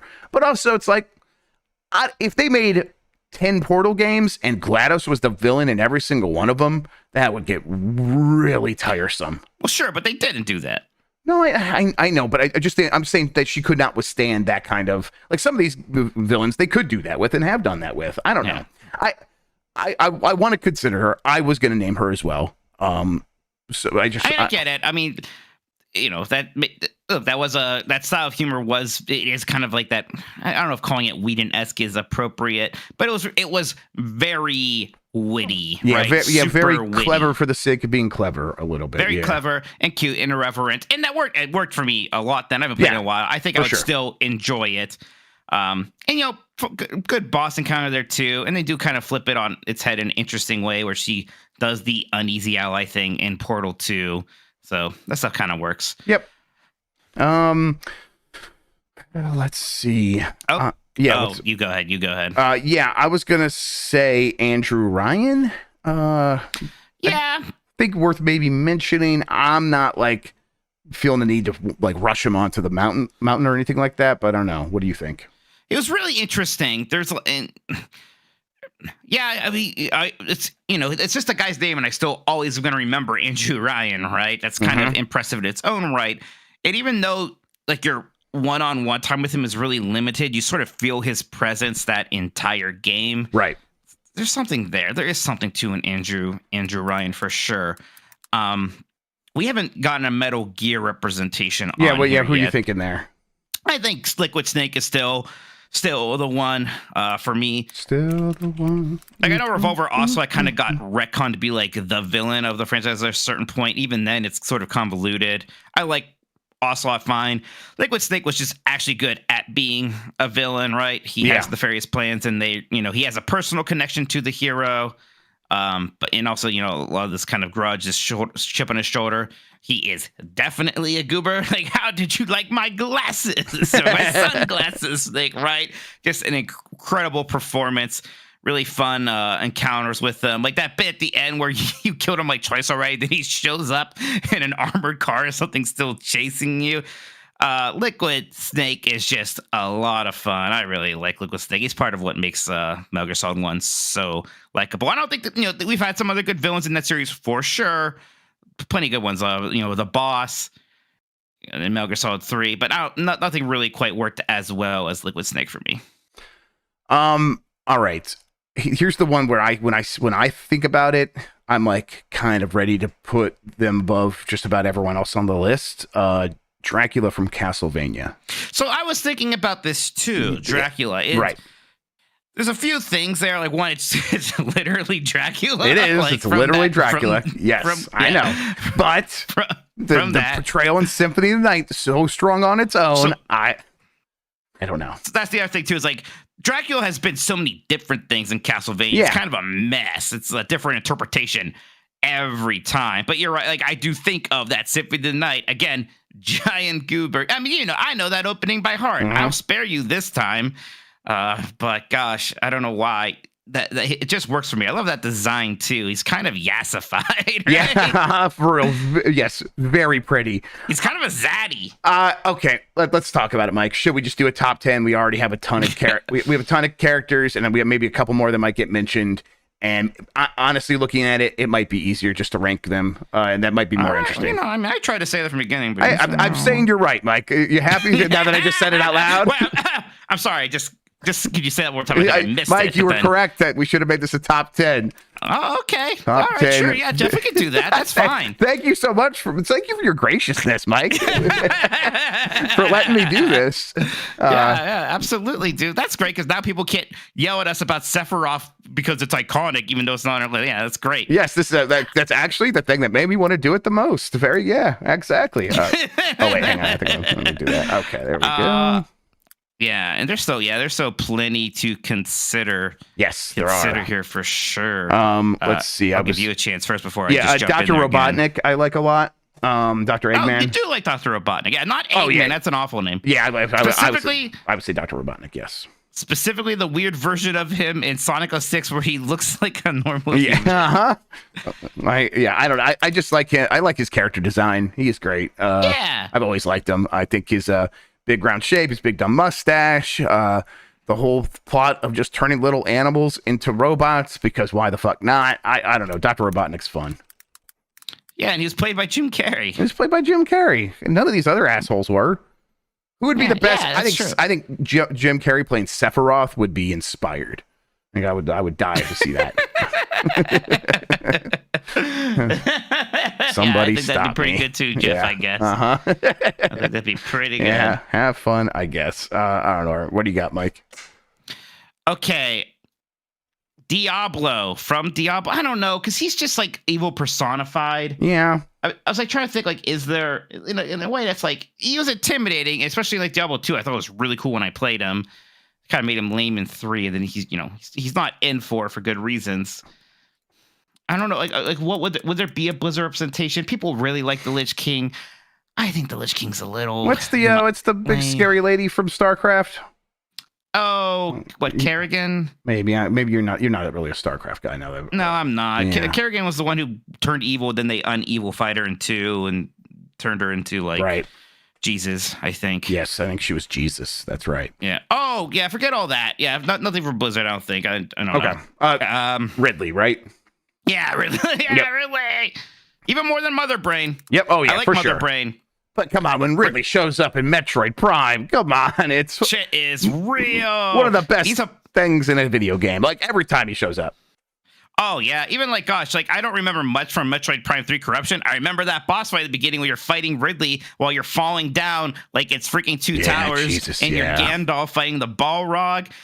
In Super Metroid, like Ridley is actually the hardest boss. Like that's the real skill check before you're allowed to go and beat the game. Just a cool design. He's like an alien pterodactyl and also a captain for some reason. Yeah. Like he's in the military or the space pirate military, I guess. Ridley fucking rules, and Ridley's great. Yeah, I love it. So that's a cool sci-fi alien villain design just across the board. Yeah. Now, here's actually one of my favorites, but it's a little weird because again, the role changes sometimes. I like King DDD quite a lot as a character. Sure, yeah. Love the design. DDD's definitely a villain, even though I know what you mean. Sometimes he's a buddy, but no, he's a villain first. Yeah, is it 2 E's for the DDD, or is it? I think it's 2 E's. I think it's DDD. Okay. It kind of the same vein. I also like King K. Rool quite a bit. I like King K. Rool as well. Yeah. He was actually one of my surprise favorite characters in the new Smash Brothers. Like that design of him in there is great. Oh yeah, yeah. That was. I always liked the advanced computer modeling design that they had in Donkey Kong Country. But they captured that essence and then took it a little bit further with the Smash. I led you astray, Jeff. 1 E for the DDD. It's all right. I thought it was right too. That's why I asked. All right, there we go. DDD. All right. Yeah. Let's see. Can I say one? Yeah, sure. You were talking about Resident Evil 4 earlier today, and I couldn't stop thinking about the little guy. Yeah, Salazar? Raymond. Everybody loves Raymond is his name, I think. Salazar, Raymond Salazar. Yes, I always think as him as like the villain of that game, but he's not. He's just like another underling. Yeah, he's got a little bit of a fortunate like lieutenant problem. Granted, so does Ridley. Although Ridley's been the main villain sometimes too. Right, and Ridley's is Samus's nemesis, right? Like that's why he keeps showing up, because like Ridley works for all these different people and is trying to make all this different stuff happen. But he is definitely like they have history, and that is like what raises Ridley above, I think, Salazar. Yeah, I bet Leon Kennedy forgot Salazar's name. Yeah, definitely. He just calls him that little boy. Water ski. Yeah, exactly. Ridley killed her parents, right? Yeah, that's right. Yeah, exactly. Right. Sean. That's why they tried to do that whole retcon thing of Samus being terrified of him and other M, and people got mad. Yeah. And dumb. It was very dumb. Pyramid Head is what I was going to say. Oh, yeah. Pyramid Head's real good. It's iconic. It's weird because that's like... Right. I know what you mean. It's kind of like it's not just a normal enemy, right? I know. But it's like a manifestation of. Yeah. I don't know. It doesn't. Is that the only character in this? That if we put Pyramid here, that'd be the only character that we just straight up see have sex in a game. The very first moment we see them, in fact. Well, I've seen many of these characters have sex on certain websites, but not in their games. Jeff. Yeah, not officially. In a game. Of course. Yeah. Yeah, probably. Interesting. Okay, well, will be Mixer X then also in the list? Yeah, sure. Because it's kind of the same character, to be honest. I kind of like. I just forget what. Oh yeah, Pyramid Head. Well, Pyramid Head is more than Mr. X. I was gonna make it. Yeah, I'm just gonna throw it up there. And then I don't think Mr. X would make it either. Mr. X is cool, but not much. He doesn't have a lot else going on. All right, Mike. I'm kind of running low on this. A little bit. There's one, but it's like. I don't know. Would you do Darth Malik? You think Darth Malik's that good? Or is that what makes that game good? That's pretty good, man. That's pretty good. I like Darth Malik. I thought he doesn't have a bottom jaw. Yeah, that's messed up. That's scary. How do I spell Malik? Darth Malik. Yeah. For some reason, it actually really touched me when because if you are like super good Jedi, you can try to redeem him even at the end. And I don't know why that kind of got me. Like he's almost like. No, he appreciates it. I was like, man, this characterization's great. Yes, that's I agree. And I think Darth Malik's definitely going to be a contender here. I don't care for Handsome Jack, but that's me. Yeah. Okay. All right. Just want to make sure. And then I don't know anything else. Well, I know you're not going to go for Neocortex. No, I'm not. Just a no. No. Just a no. Just a no. Well, not Crash is cool, but come on, not Neocortex. I like Neocortex. I get it though. I mean, look, it's better than how about the Flood? How about you shut up? How many times are you gonna throw a suggestion? Thank you for your suggestion, Christian. I appreciate it. Wait. Okay. Dr. Nefarious from Ratchet and Clank.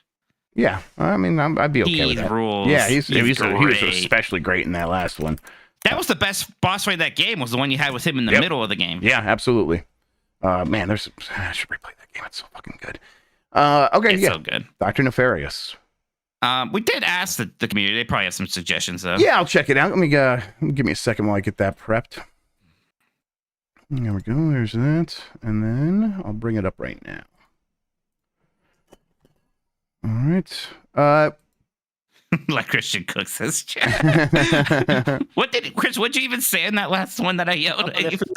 The flood, because you were talking about a whole race.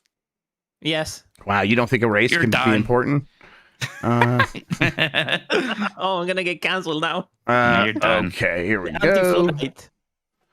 Paperwolf 5 said Revolver Ocelot. He's an S tier villain. Leia, but spookier, said someone else could bring your Ganondorfs or your Sephiroths or what have you. Me, I bring in a villain and a bestie all rolled into one. Goro Majima, and he is fabulous. Which games is he a villain? This is I know very little about Yakuza, which I think this is Yakuza. I don't. Yes, it nothing. is. I'm afraid. Yeah, Majima's. I thought he was your buddy, but hey, I don't know. He's more like an antagonist. He's more like a Joker type deal.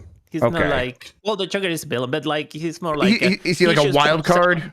Yeah, he's a wild card. Yes. Okay. Exactly that. Crayon Juice Big Basketball simply says Randy Pitchford. Return of the Boomer Den. That's a good name. Return of the Boober. I'm bringing everyone's favorite daddy, crossed out, and instead says villain to the table. Timeless, eternal, full of sorrow and pure evil, Dracula. Yeah, hey, I'm with you on that. I do love that character portrait for Dracula. It's great. Yep, super hot. Adam GC says the mask guy from Majora's Mask. What's his name? Skull Kid. Although Majora's the actual villain, the kid just accidentally puts that mask on and becomes a jerk. We could say Majora, but we're not gonna. Hey, what about Andros? No. Whoa, Jeff, I got bad news for you. Because Andros' enemy is my enemy. Chaos Pumpkaboo says, hello, John. And it's the dude from Red Dead Redemption 2. Yeah, I do like this character. Yeah. Even though I can't remember the name right now, which I feel like disqualifies him. John Marston. Dutch. No. Is that Dutch? That's Dutch. Oh, look who came in with the actually, it was wrong. You're back in the hole. You know what? Fair enough. I don't play bad games. You're right, Mike. This is like that time you gaslit me about the position of the GameCube Z button. All right, anyhow, moving on. Always Be Clothing /Corgi says Jimmy Buffett from the 2011 Margaritaville Online. Jimmy is said to have trapped players on a porch of indecision. Hell yeah. That sounds like a very good villain. I wish I was at Margaritaville. Mr. Bowler says Gruntilda. The way she always talks in rhymes is fun. Yeah, that's fair. I like Gruntilda a lot, but I'm okay. Casual says it's Curse of Monkey Island's LeChuck. LeChuck's got to go on the list. Margit, the Fell Omen is a great runner-up, though. I guess we haven't really considered a lot of Soulsborne villains. Yeah. Let's see here. Let me give that.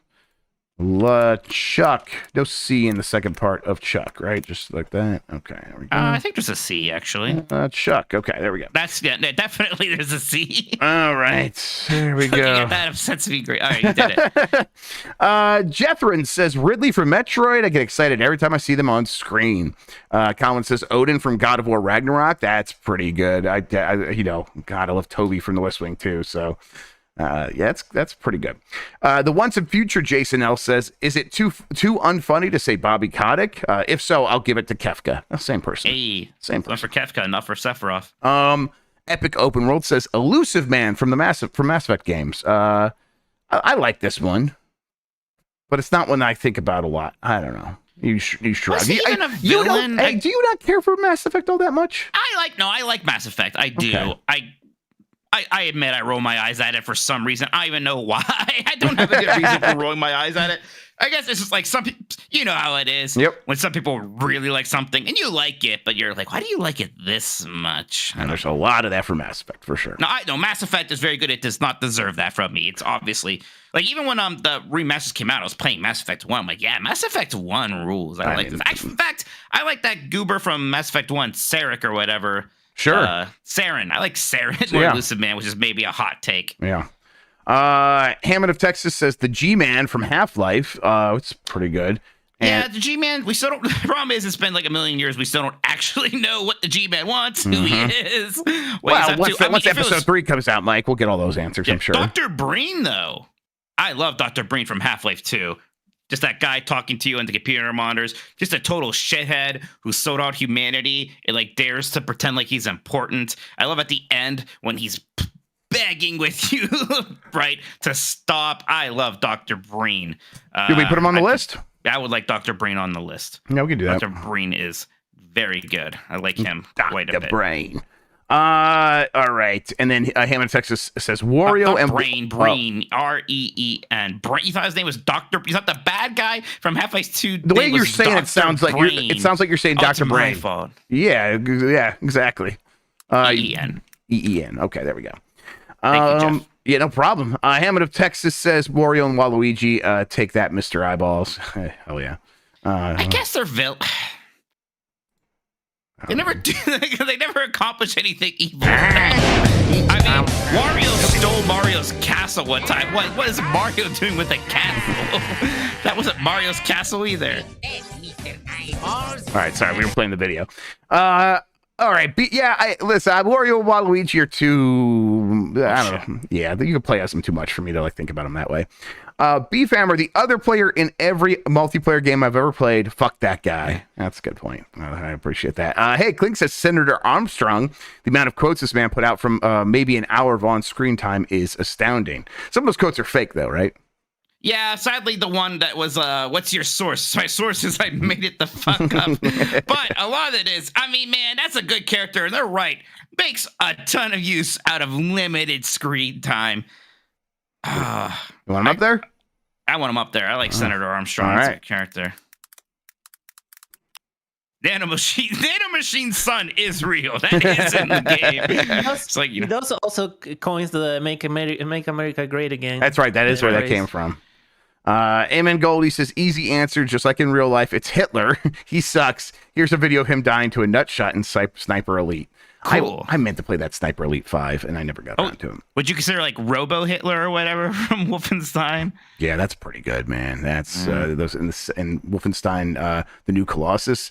Hitler in that game is like a really fun character they do a great job pissing with. himself and stuff. Yeah, exactly. But no, we're all right. Villain Max says me. Alternate answer, Psycho Mantis. Best boss fight gimmicks, best name, best look. Definitely good character. Yeah, it's a good name, good look for sure. Tokyo Game Life says DJ Octavio. Which for Splatoon. Splatoon, yes, exactly. Jado Lantern says played Final Fantasy VII Remake for the first time this year, and now I love One Winged Angel. Fair enough. Yeah, that can happen. Bench JC says the added villain for Persona 5 Royal is easily the best villain of all time. He is extremely well written, and you feel for him and why he's doing what he's doing. That's it. I actually never played Royal. I only beat base Persona 5, so I'm not even sure who that is. What's going on with these games? Real quick, we phrased it that way because it actually is like the spoiler of the giant plot twist of the game. But yeah, those who know. So that's why we phrased it that way. Okay, I appreciate that. Inufe says Albert Wesker from Resident Evil, Umbrella Corp should be considered since corporations are people. That's okay. Pretty clever. Doomino Crossing, Eric Sparrow from Tony Hawk's Underground. Never in my life have I felt so satisfied getting revenge on a fictional character. Without question, one of the douchiest characters ever conceived. Honorable mention to Metroid Prime / Dark Samus, though. Yeah, man. I kind of want Eric Sparrow on the list. Okay, I like that a lot. That's a good one. That's a really good poll. Let me put that on there. Yeah, I don't know. There's a character I hated more. Like, yeah, fuck that guy. You wanted a Mount Rushmore. Yeah, that was absurd. Evo Janice says this villain teaches kids how to nickel and dime the masses, which clearly makes him the most evil. Tom Nook. Well, wait a second. If this is a villain, then you're saying capitalism is bad. Yeah, so, we don't have that on this show. Velocity Prime says the fact that a doofy clown is perhaps the greatest antagonist in RPG history is quite remarkable, so Kefka gets my vote. Yeah, Kefka is definitely going to have a strong chance to be on this list. Wong Gifts says Lara Croft, from her early days exterminating endangered animals and stealing artifacts from indigenous cultures, to her role in the reboot trilogy where her primary role is to be a dick to Jonah, is the most insidious of all villains.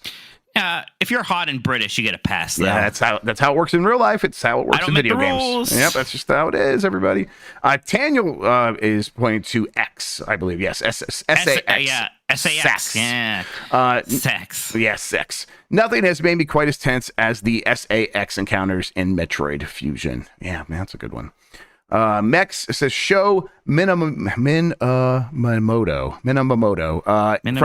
from The World Ends With You for being a pretty anime boy who throws heaps of garbage at you in a boss fight, all while yelling mathematical terms and equations into a megaphone.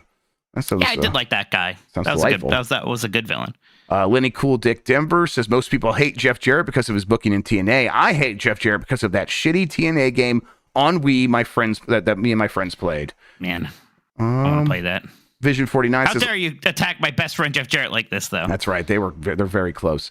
Vision 49 says, lacking a good answer. My funny one is Dimitri, the French iguana that serves as the boss of the First World in Sly Cooper 2.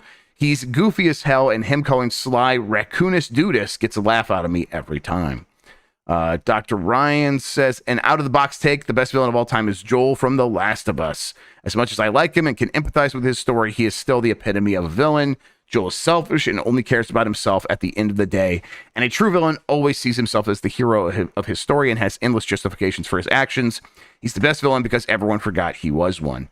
Yeah, how do you feel about these ones where it's like you're playing as the villain? Again, I mean, I don't know. Like, I get that argument. I don't know if I completely buy it. Sure. Villain, protagonist villain. It's a weird moral choice that he has, right? The problem is, like, his dilemma is such a complex one that it's hard to be like, you are a classic villain in that sense. I get it. Yep.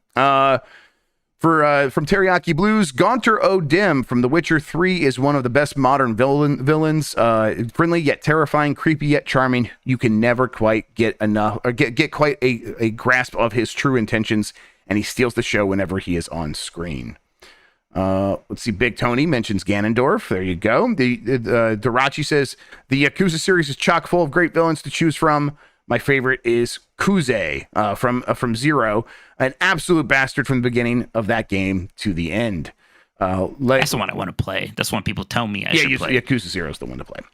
Laser Wolf says Dr. Nefarious from Ratchet and Clank. He's the perfect goofy, cartoonish villain that tries over and over to get the best of our heroes. But he's like the best interpretation of like an early 90s kids cartoon villain, and I love that about him. Absolutely. Shoji Kodo says, if this is a Mount Rushmore, I feel like the top villain would be a pretty solid lock. That said, I'd like to just give a shout out to Vaz from Far Cry 3.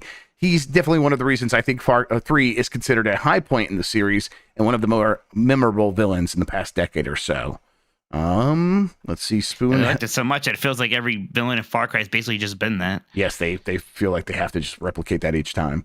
Spoon Heaven 64 says it's Animal Crossing's robber baron raccoon for me, Tom Nook. Hollow Eden says Quan Chi, which I love. I love Quan Chi. I like Quan Chi a lot. I love this stupid ass. Yeah, man, look at this freak. Oh boy. Seraphis Kane says Emmett Selch in Final Fantasy 14. Is this the one everyone said? Okay, did I say the name This is wrong? the best character in Final Fantasy. Character, yes. Yes, agree. Not 14, Final Fantasy. All Final Fantasy. Okay, yes. And let me be clear here. I like Emmett Selch. Is that how am I saying that right? Selch. Emmett Selch. As a villain, I'm not one of those. Actually, Emmett Selch was totally justified in doing multiple genocide weirdos. Yeah, that's true. No, he was the villain. Man, that's a good character. Multiple genocides. All right. I mean, hey, I can put him on the list. My only issue is like, because he is from the third expansion. Like, you are going to be a Final Fantasy 14 pretty big fan to know who that is. Right. That's it. But God, it's a good character. I'm probably gonna have to give some lip service to him. Okay. Matt Rare Monkey says, since Majima was already mentioned, Mr. X from Streets of Rage 2, the only man with a gun. That's fucking... I like the character. I like Streets of Rage 2. There just really isn't that much from Mr. X. Yeah. It's just the final boss. Low Rule says, insert one-winged angel chorus here. T-Money OG says, oh man, Fawful. The mustard of your doom, Fawful. God, I love Fawful. Do you think they overdid Fawful after the first one? Oh, yeah, 1,000,000%. Yes, absolutely. Like, yeah. Every time they went back to the well on Fawful, it was definitely like, oh, hey, people love Fawful, just cram them back into this game. Which, hey, I'm not really complaining, but if you're asking if they overdid it, you're right. That's exactly what they did. But he was great. I get still why they fun. I still liked seeing him. Breadfish says, tell me, Dr. Freeman, if you can, you have destroyed so much. What is it exactly that you have created? Can you name even one thing? I thought not. Jeff, the first time I played Halfway 2, I thought that was the coolest bad guy quote ever. That was like, people freak out about like the things the Joker says. I was like, that was amazing. Oh my God. Super Harmon says Adrian Ripburger probably isn't the most memorable villain voiced by Mark Hamill, but the guy does bludgeon his boss to death, which is pretty brutal. Ripburger, that's a great name. He's the bad guy from Full Throttle. There's a couple other great LucasArts adventure game villains. I like Purple Tentacle quite a bit from Day of the Tentacle. LeChuck will probably rep all of them, though. Gigas, this is from Crouching Kringle Hidden Krampus. Gigas is incomprehensible at best and eldritch at worst. I don't even know what the purpose for its existence is. I don't even know what I could say other than it's actually extremely terrifying for a Super Nintendo villain. That's messed up.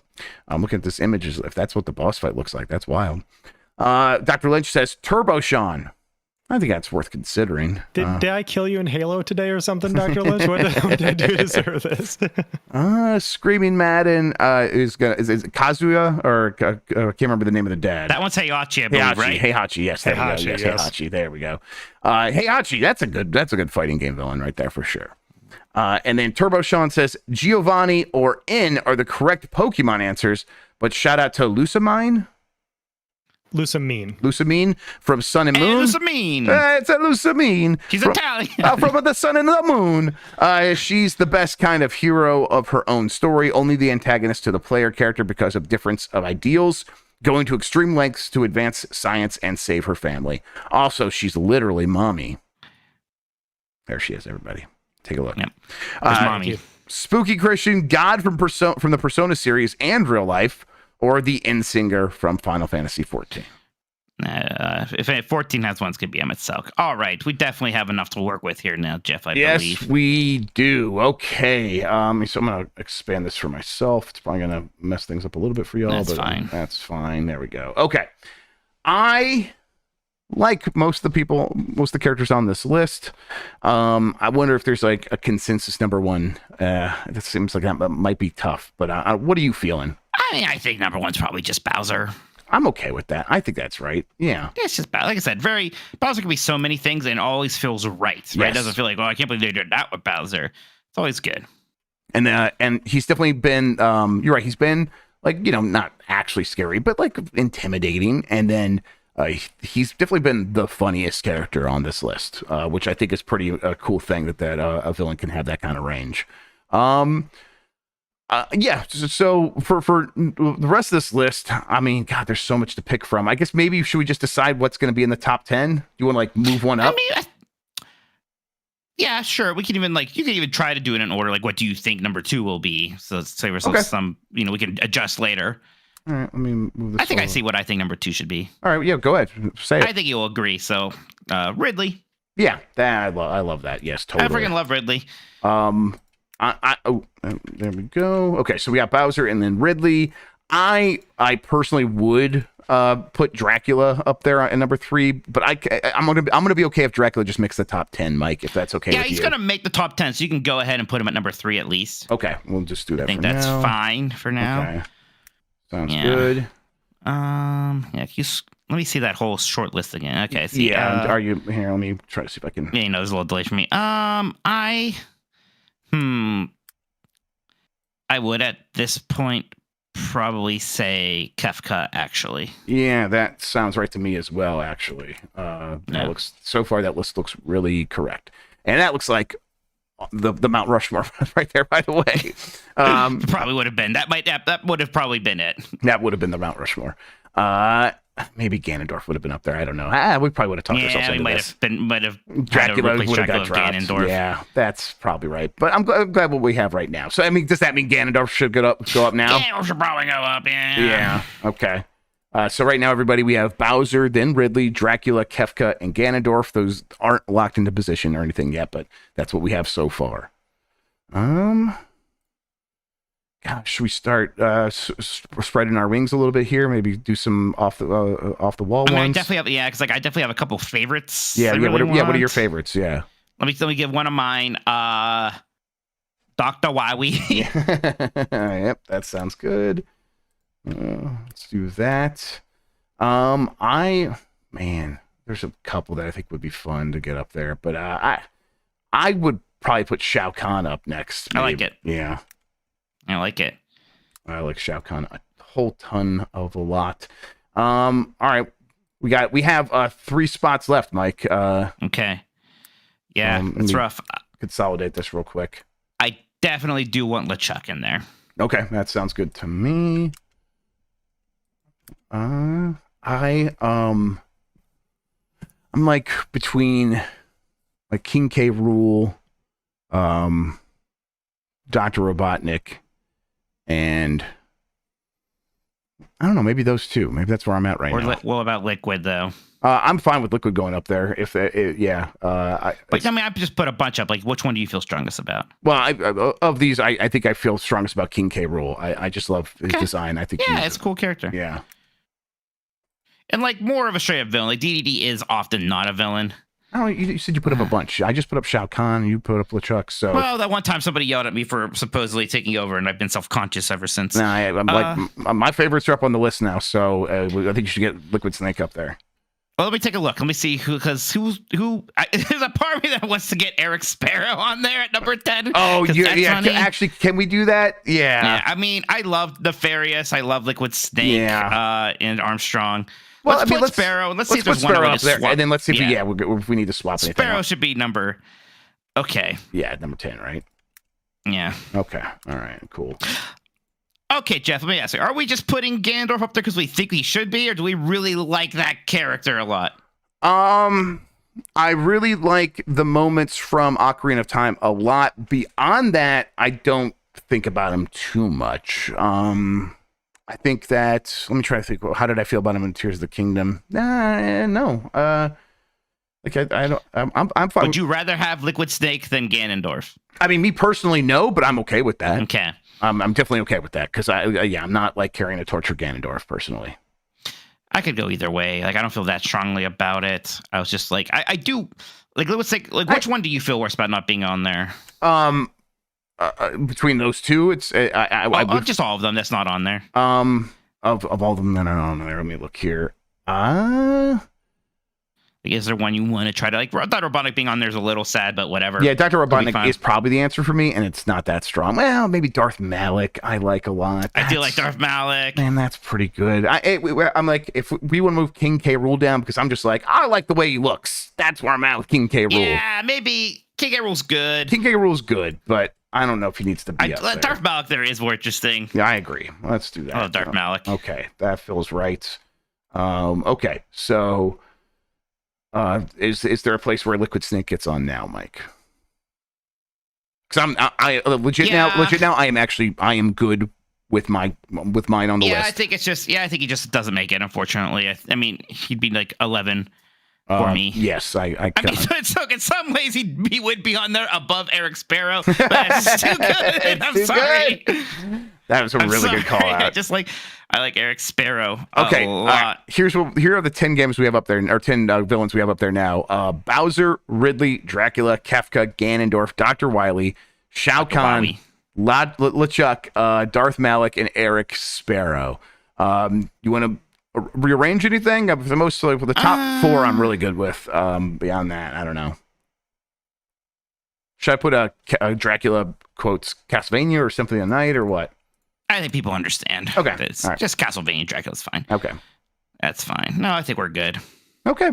All right. So then, once again, the final list, and I'll go from 10 to 1 this time. Eric Sparrow at number 10, Darth Malik, LeChuck, Shao Kahn, Dr. Wily, Ganondorf, Kefka, Dracula, Ridley, and number 1 is Bowser.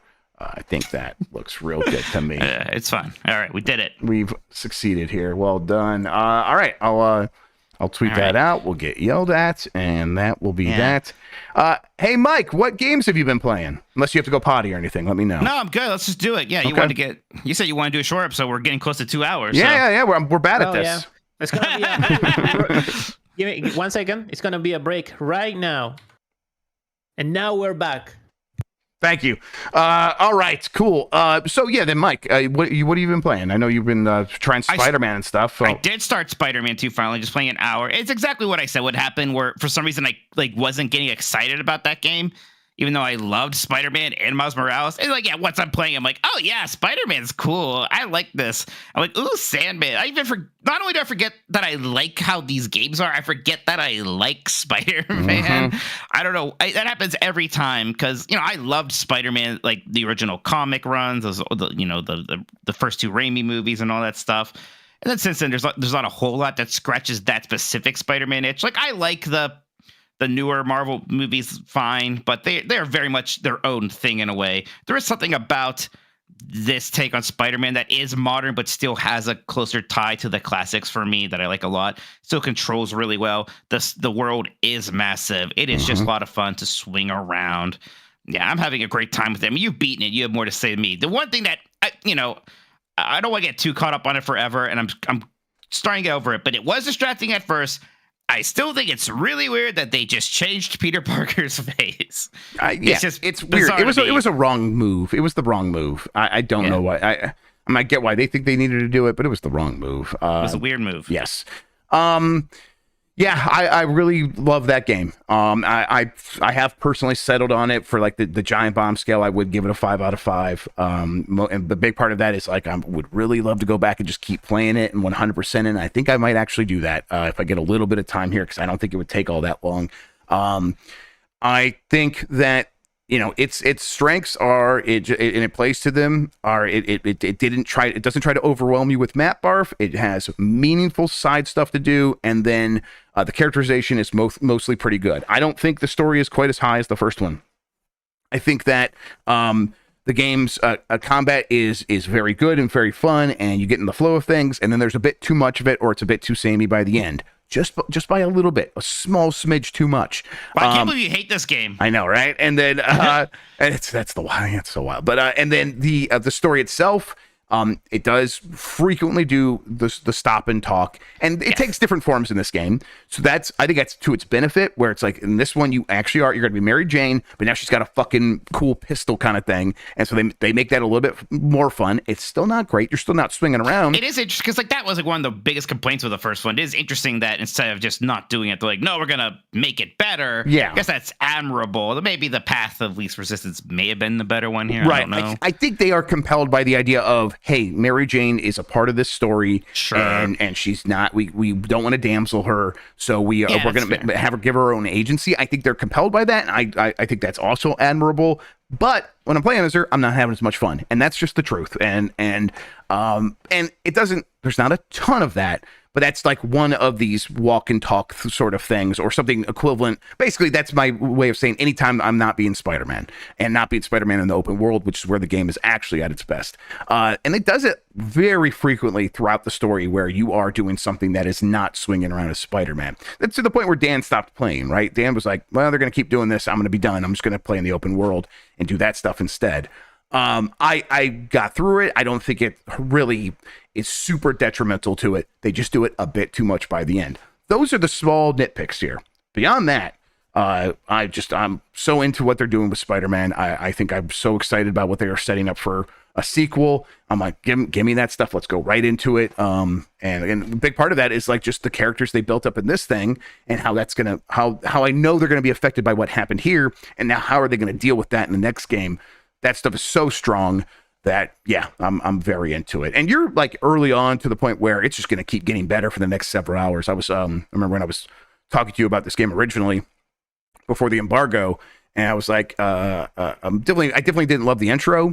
And then I'm like, I'm liking this game. And then I'm like, I love this. This is so much fun. You have all of that to look forward to. So it should be pretty good. That's for cool. You. And I did like the intro, but I'm an Uncharted fan. I'm okay with some heavily scripted events that are just sort of big and loud. I think that stuff can be fun and has its place still, and it does a good job of being that. Yeah, so.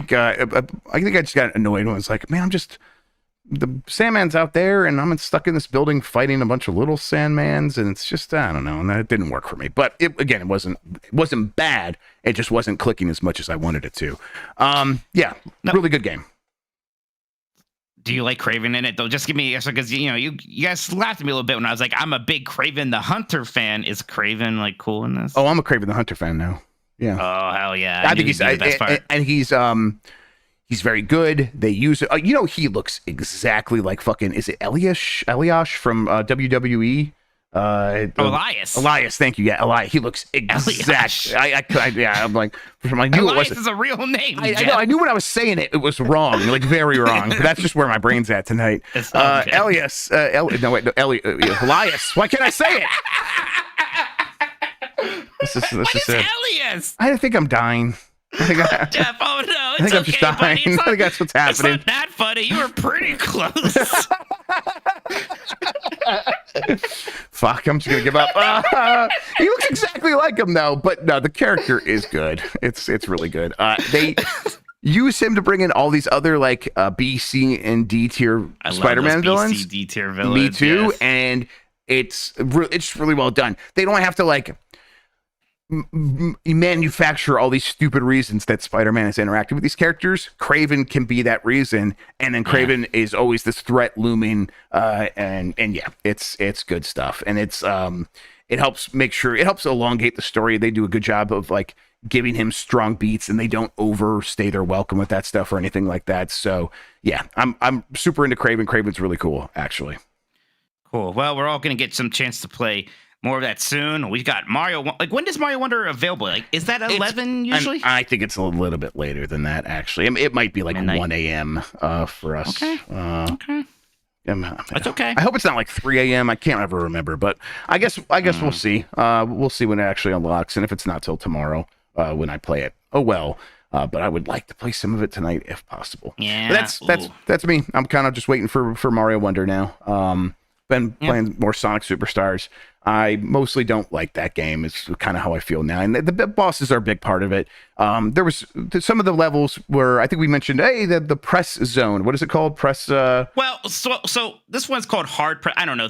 So Mania had a level called Press Garden, which was a really cool level that kind of combined a printing press with the garden. And then this one just has like a manufacturing plant or something. It's just a normal like manufacturing plant. Yeah.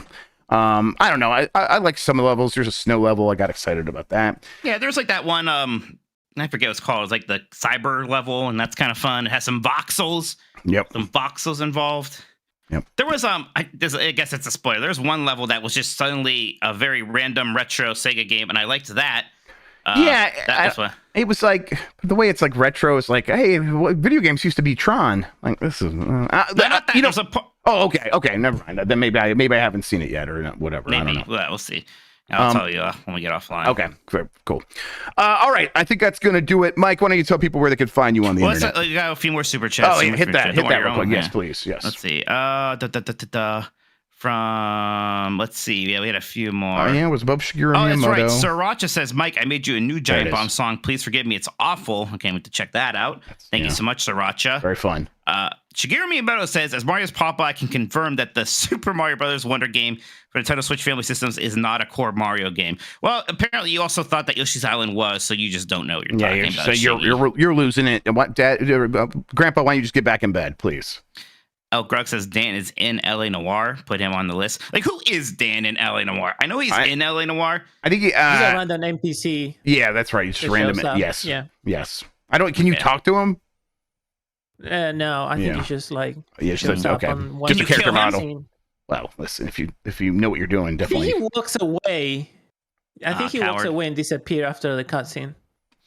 Shia Miro says, "Baby humans are the real villains." Last of Us. And Ten Derek says, I know this isn't a super popular game series, but Mr. Jefferson from the first Life is Strange game is easily one of the scariest video game villains. Never played Life is Strange, Jeff, and I'm gonna be honest, I don't think I ever will. But I was more curious about the follow-up Life is Strange games, and then I'm like, well, I'm not gonna play those without playing the first ones, and I'm not gonna do that probably. X Course says, "How's no one said M Bison yet?" We did, but sorry. Yeah. Matt Rare Monkey says Shodan has to be on the list. I want to play more System Shock, and the System Shock 2 remaster is coming, and like I'm kind of excited for that. So. Yeah, me too. The Char Wolf says, I'm studying to be a writer, and I'm happy to learn from you all that instead of creating interesting deep villains, I should make silly goobers instead. You're welcome. Yeah, that's true. You should. Think about the most memorable ones, at least from video games. Movies too, a little bit. Darth Vader's kind of a goober.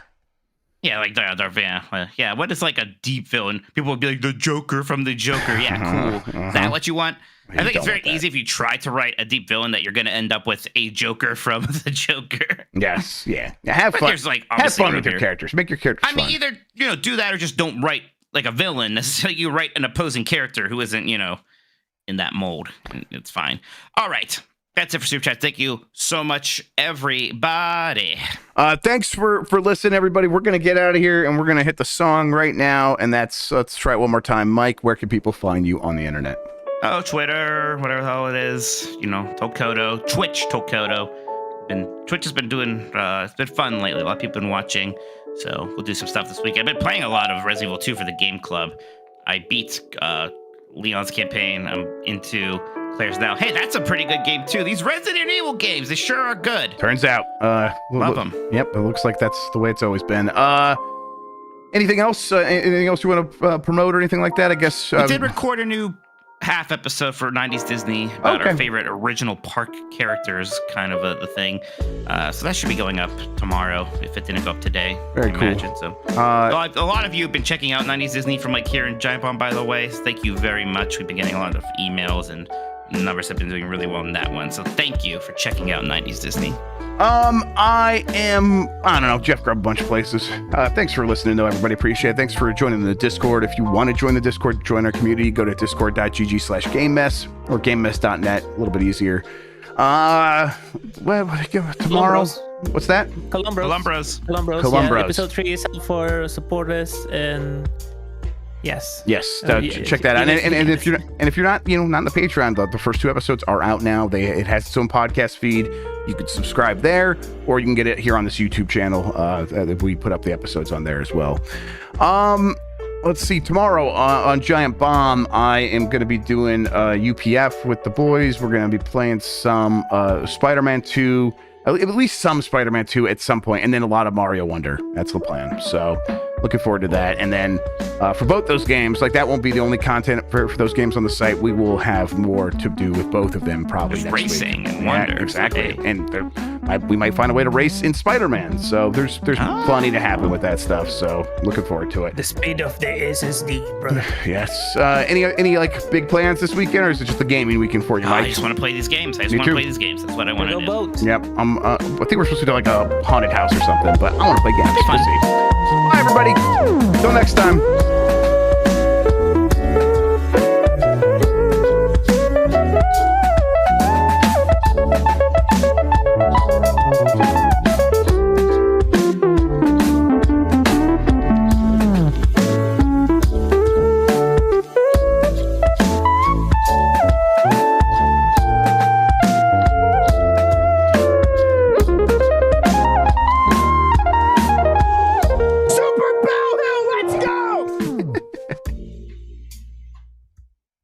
I am an animal. Mike Menotti.